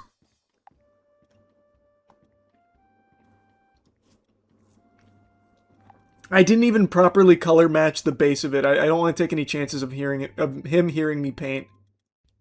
He looked right at horse stick, by the way, and still couldn't see me. Because I became the perfect penis. Wow. Wow. This poor guy, I've got him trapped here in a genjutsu.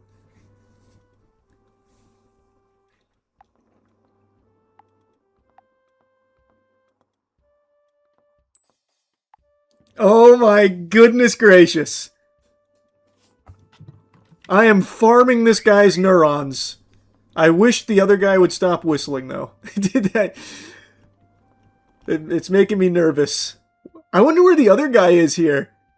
I don't think I can actually see the other people that are hiding. Since it's infection, I don't think it lets me see them. I'm so curious where he is here, because he's also confused. Oh, we found him. I wonder where he was. He's somewhere over there. Oh, now I just get infinite points because he went AFK. And I'm going for a global world record here. That should give you so much info. Oh my god. How many people are in this room?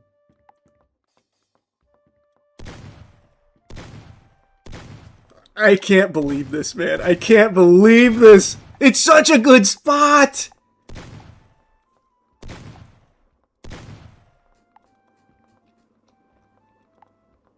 Oh, he saw me. No!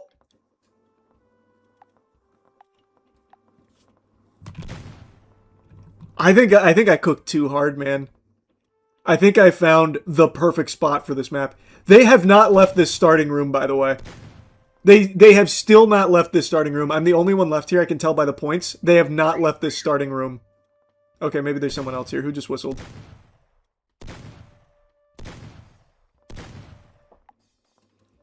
They're just barking up the wrong tree. They're looking up. He is climbing my statue. Oh, he might have seen me. No, he did not. He's trying to do some fucking parkour maneuvers here.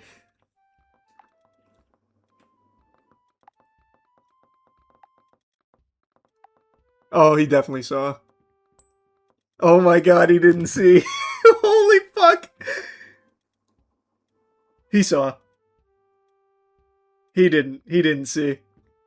Alright, they're finally moving on. They said enough is enough. This guy's too good. This guy's the truth, man. I'm telling you. This is the strat. Look at all my points. They were all over me and couldn't find me. Now imagine if I had actually color matched the base properly. This isn't even full potential. Holy.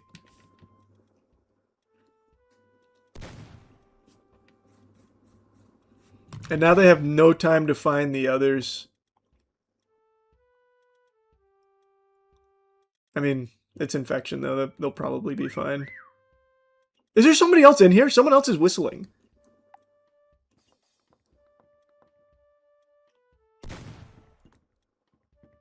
There's got to be someone else in here or over here. But I'm quite certain I can't see others' hiding spots with free cam because that would be cheating.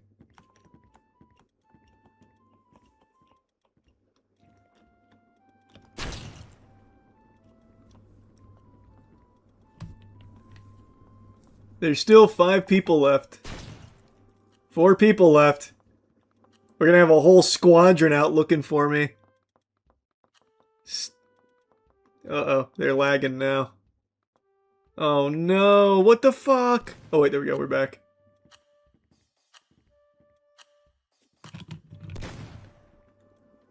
Damn, it's lagging a lot now. I'm so excited for them to see my spot.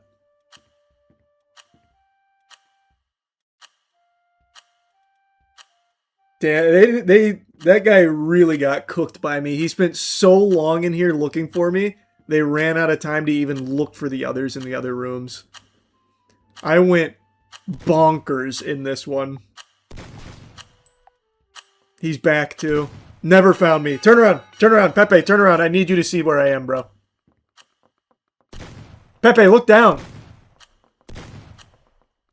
Oh, look, admire it. Admire it. Yeah, that's fucking right. That's right. You've been had, twerp. Dork. Oh my god, I went in there with a mic drop. He's taking a screenshot for his Discord right now. Such a good spot. Nope. We're done for the day. We are done for the day on that one. Holy shit. Absolutely got him. I have what is officially known as an addiction problem. While I haven't been professionally diagnosed, I think all of the symptoms and signs are abundantly clear.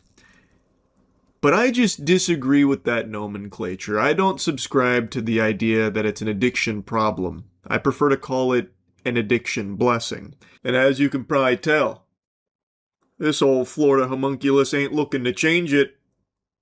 You see, on the totem pole of addictions, you have your standard ones everyone's familiar with. You've got alcohol, porn, drugs.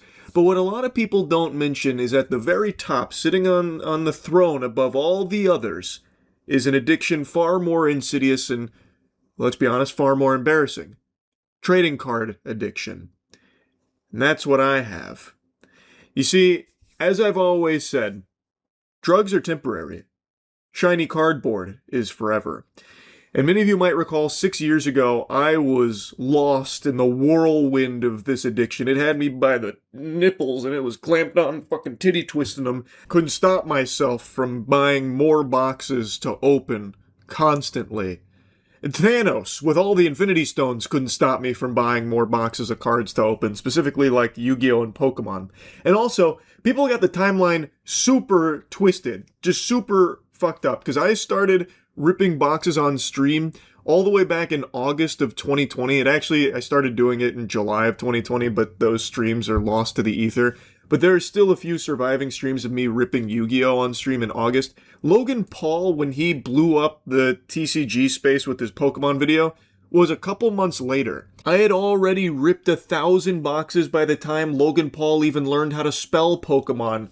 So it wasn't Logan Paul's LARPing adventure that he started up that got me back into opening cards. I've been cracking these sarcophagus full of treasure since like 2016. I was buying Pokemon and Magic the Gathering to open. Then I took a break, came back in 2020, did it again. And then I finished the collections I set out to achieve, which in Pokemon was every first ed card as well as gold stars, and Yu-Gi-Oh! Was Starlights, Ghost Rares, and some really meaningful vintage Ultra Rares and such, all first ed. I finished my collection. I beat the addiction. I gave it the smackdown. And for 4 years, I was clean. I was sober. And then I made a big mistake. So many of you have noticed, I have been shitting on scalpers relentlessly for like the last 6 months because the hobby has completely gone to the birds. It has spiraled down the shitter. It is just disgusting. It is degenerate. People are fighting and fucking over Pokemon cards every single day, scamming each other. There was even a murder over Pokemon cards because they wanted to steal their collection. It is a disgusting environment that the hobby has become. And as I've been making these videos, I decided, you know what? I never learned how to play this card game. I never learned how to play Pokemon TCG. I only ever collected it. And I'm a big TCG guy. I have a whole channel dedicated to like Magic the Gathering, and I have like hundreds of videos on Yu-Gi-Oh! Across multiple channels. So I wanted to learn this one. Maybe it's a fun card game, and I feel like I owe it to Pokemon to at least learn how to play the TCG. So I did. A little over a month ago, I learned how to play Pokemon. That was a big mistake, man. Because the card game is actually super fun. So I learned on TCG Live, and then I thought to myself, okay, let's make some decks. Let's make these in real life. Because like in One Piece, for example, in the One Piece card game, I actually went to tournaments and competed. I had a great time doing so. I love card games, and the Pokemon TCG was actually a lot of fun. So I wanted to make the decks in the real world, physical. But I didn't want to just buy the singles. I thought, what's the harm in getting some boxes to open and pull the cards myself? Plus, in doing so, you get the code cards, which I know basically everyone who opens Pokemon boxes just throws that right in the trash. But they have a legitimate use, which is on TCG Live, where you scan them, and then you get packs in the game. It's like the only way to do so. So I've been keeping like all the code cards and stuff to build my decks in-game and in real life. And that opened up a big can of worms, because now I haven't been able to stop myself from buying boxes of Magic the Gathering and Pokemon specifically, because now I'm doing the same for Magic, where, well, I want to build myself a really cool commander deck, and I love the Lord of the Rings set, so I've been buying a fucking ton of Lord of the Rings boxes, and now on the Skill Check channel, I have been opening so much sealed Magic and Pokemon. Bro, I even went to a fucking card show a week ago because we had some friends in town and they're big Pokemon fans. So they wanted to go to a card show, and I was like, that sounds fun. So we went to a card show. I bought so much sealed Pokemon to open on the channel, and it was such a good time, and now I just can't stop opening cards again. So the addiction is fully in place again. And I don't regret it. I have been having such a good fucking time with it. Now, I still refuse to engage with scalpers, so I don't pay scalper prices or anything like that. And I think there's been a big confusion and misconception on what scalping even is. Scalpers aren't someone that like has a Lord of the Rings box that they got back when the set launched and they've just held it for all this time as it's appreciated in value. That's not scalping. Scalpers are those worms, this fucking fungus that goes around to get as much of the new product as they can, whether it's through botting at MSRP when the like Sam's Club does an MSRP launch, or going to Pokemon vending machines and exchanging knuckle sandwiches, but they get new product and immediately try and turn it around for a huge markup, because now it is more scarce because all the scalpers have flocked to it, so now normal people can't find it at MSRP, so the scalpers try and take advantage of that by making it a huge markup for a quick profit.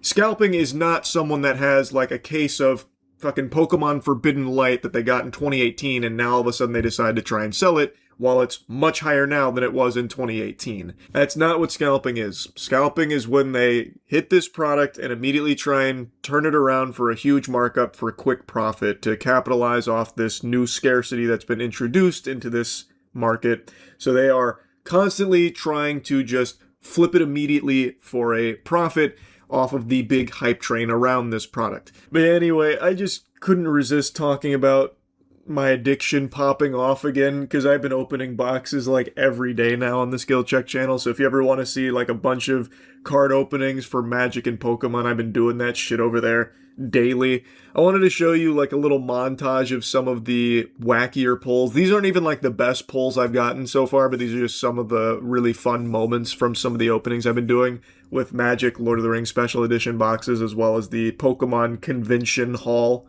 Riders of the Mark, Sealder's Fate, Surge Foil, Peregrine. This can't. No. What? Is this even a real card? I haven't even seen this in the set. What is this one? I haven't even seen this poster. There's no way on pack 1. Come on now. Come on now.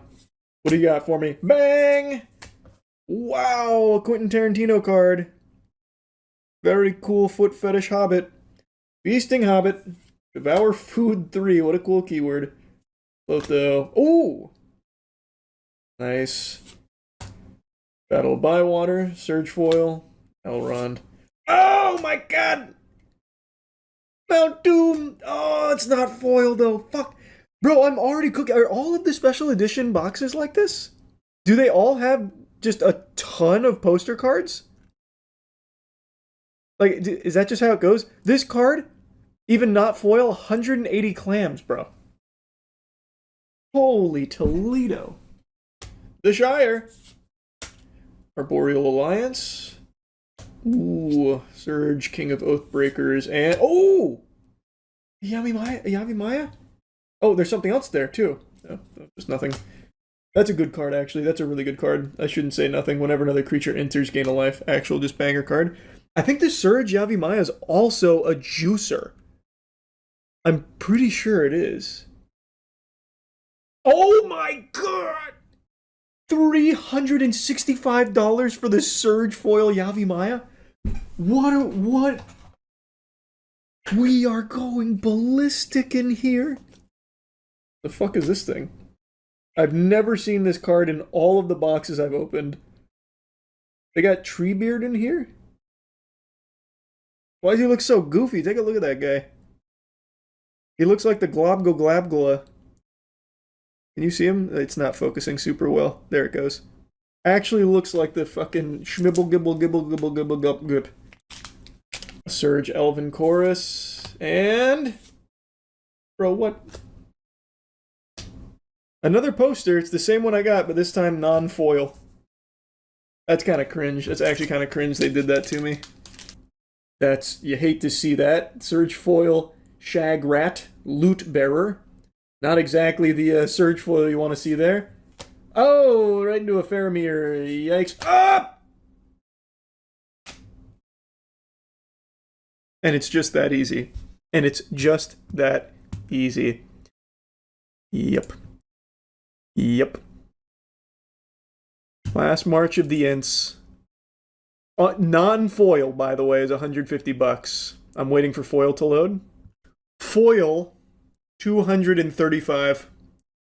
235 clams for the last March of the Ints. I'm pretty sure I pulled the non-foil in one of the first boxes of these I opened. Ooh, Saruman. Rise of the Witch King. Yeah, we got some good commons and uncommons in here. A Nazgul! How much is just a normal Nazgul? Oh my god, near mint non-foil is $60. Foil? Bro, foil is $123 for the 727 Nazgul? That is not bad. Okay, no more Courageous Resolve, please. Lotho is definitely nothing. And then a Frodo. Oh, no, no, no, no, no, no, no. I have 3 of this poster. Oh my god, I have 3 Hugh the Entwood. Actual worst poster in the set, I have 3 of it. Stop. Please. It's a $15 card, or $14 card, so I mean, it's not bad. I thought that was serialized for a second. Okay.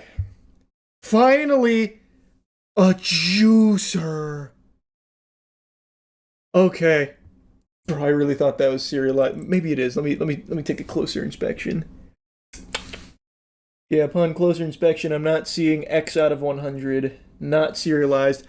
But finally, a new poster foil. And it's a really good one. It is...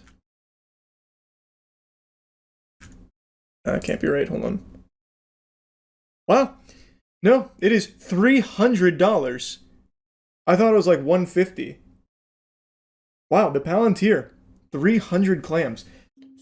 Rangers, we looked that up last time. It was like $5 or something, if I remember right. Okay, I'm not even going to make any predictions here. Just surprise me.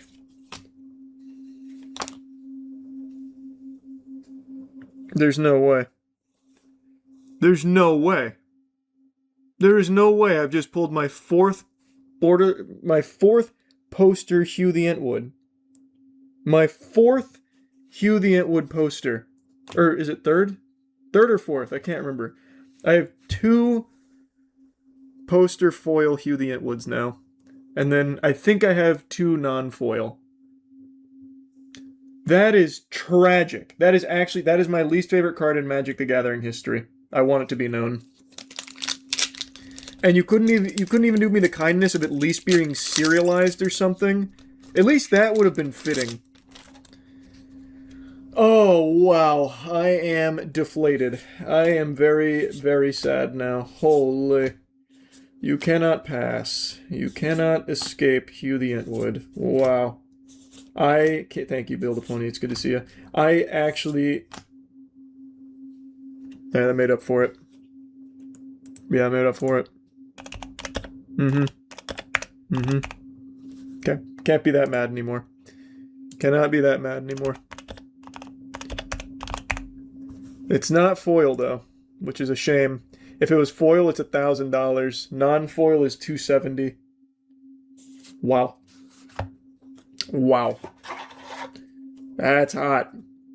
That is hot. Man, if that was just foil.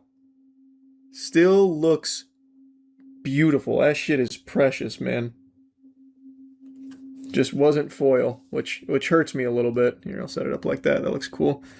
Okay. Wow. 270. Our first One Ring hit. Gloin, we know he's like $1. I remember him from last time. Oh my god. Urborg, Tomb of Yawgmoth. I know Dead Marshes is big. And it's Surge. And it's Surge. I know that this is huge. Yeah. Holy fuck. 365 clams. Holy Toledo, bro. We are starting to cook. Oh, also, that's the end of the pack, by the way. I don't know why I set those off to the side. We are really starting to scale into the late game. Rohirrim Chargers, Born Upon a Wind Surge, already had that. Gimli, and... What? Bro, what? So here's what I've noticed. These two travel together. I constantly hit these two in the same box. Hugh the Entwood and Treebeard are legitimately always paired together. I've had enough of it. So Born Upon a Wind Surge is $10. That is not bad. But what I'm looking for is this poster behind it. So one thing I've noticed is that when I have an uncommon in this slot with one more slot behind it, it means it's a poster. So I just need this to be serialized. And we can all smile. We can all smile ear to ear. Holy fuck, I actually thought I hit serialized. Oh my god. That's still... Okay, it's still a really good poster. I really thought it was serialized.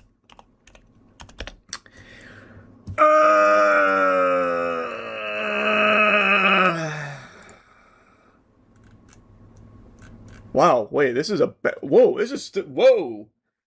I thought this was like $100. This is $350.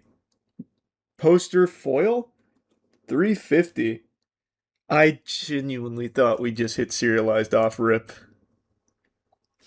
Still very, very, very, very good. Still very, very, very, very good. Let me get a sleeve on that puppy. I'm happy. That gives me a slight smile. Not big time cheesing, but smiling. We got the Aragorn. Wait, we looked this one up last time. It actually wasn't that huge, I don't think. Oh, there's the Lotho! Hey, when I said this guy's definitely nothing. He is something. He is something. He's pretty good. Definitely not bad. Oh, wait. We're going back-to-back on posters. Back-to-back on posters. I think this one has to be non-foil as well, I'm pretty sure. Nope, it's foil. It's Gandalf! I'm not gonna lie, I thought for a second right here was serialized. Ah, that's nice though. That's big. That's one of the better ones. Oh, that's nice. Having a hard time typing. Okay, there we go. Oh yeah, this one's chunky. This one is very chunky. Oh my god, bro.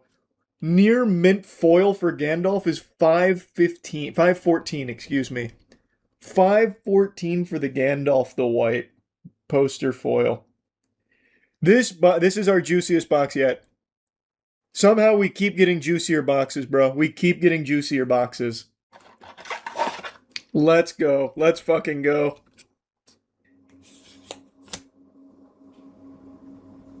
Bro, never mind. We're early game comp. Another Tommy Bommy poster foil, bro. We're cooking. We're kind of cooking. It is unfortunate because I've already pulled this card before. Holy though. Wait, the price on it's gone astronomically up since the last time I hit this. It's $440 now? It's $1. I shouldn't have looked. We've hit this 1,000 times. We've hit this 1,000 times. We've hit this 1,000 Oh! New poster. Witch King. We got the Witch King. Not foil, though. Fuck my tight little pussy ass, dude. This could have been huge. Still a great one. Would have loved if this was serialized or foil. But even non-foil, $300. Oh, $40 for this version. Oh, that's kind of surprising. I thought it would still be like a ton like the other. I was not expecting another poster. We have hit this one before, but I don't think it was foil last time.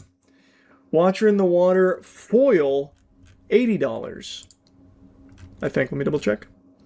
No. Watcher in the Water foil, $172. I don't know why I thought it was 80. It looked like it said 80, but that one was just normal. Wow. We are cooking. I'm kind of feeling this one. All right. I'm excited. Kind of feeling this one. Energy. Okay, so I think it's 3. 3? Yeah, I think so. So what? Geodude? Mm-hmm. Oh. Oh my fucking That's actually unbelievable. That's actually unbelievable. That's unbelievable. Oh my god! Way. Oh my god, what'd I say? You actually fucking said it. You actually fucking said it. Oh my god. Oh my god. All right. What are we looking at? What are we looking at? Come on. Look, they're beautiful cards. They're It's great fine, cards. but how do you... Oh my god! Oh my god! Oh my god! What the fuck? Oh my god! 150 on that. All right, it's not quite as good, but man, it's beautiful. What the fuck, bro? Actually, my bones, man. Dude, that's sick. Oh, that's... God damn you, Kyle. What the fuck, bro? All right. Okay. Please. 3 for 4? 3 for 4? 3 for 4, come on. Oh, wait, I think I see something. Oh my god, do it. I think I see something. Do it. Oh, Okay, that's not bad. No, that's still not bad. It's not bad. It's not bad. I think so. I thought it was. I was. That's oh! Yes. Wait! Not It's still good. It's still That's good. not bad. Oh, it's just what it could have been. Yeah, the near mint is still $80. Dude, you just cooked so hard on those packs. 3 out of 4 with juice. That's Dude. crazy. Good idea. I need to end the draw spell here. Come on, Kyle, we need you now, brother. come on. We need you now. Change the winds, man. Bring that down. Oh my god. Bring it down. Bring it down. I see something. Hit my Oh my god. Oh my god. Oh my god. Dude, that's fucking There is crazy. no way. Dude. So fucking There is no way. I wish it was a different one, but that is a beautiful hit. No, you take them. We take those. Oh They're my god. juiced. They are so juiced. And Chansey. Oh boy, guys. Show no fear. Show no fear. I think I've been had. They've played me like a fiddle. Unless obviously nothing yet. Unless. Wait, playing with a reef blower. Let's just have a little bit of. Oh, nice and slow. Nice and then fast. Oh. We pick up the speed. Oh, wait, Jesus. I went too fast. I don't know what happened. Dude, you got the Blastoise. Dude, listen, I couldn't. I told you it was talking to me. It was talking to me. That was a good technique. Not nothing. Oh, get in there. Come on, Get in there. boss. I've not done well with the 151 yet. Yet.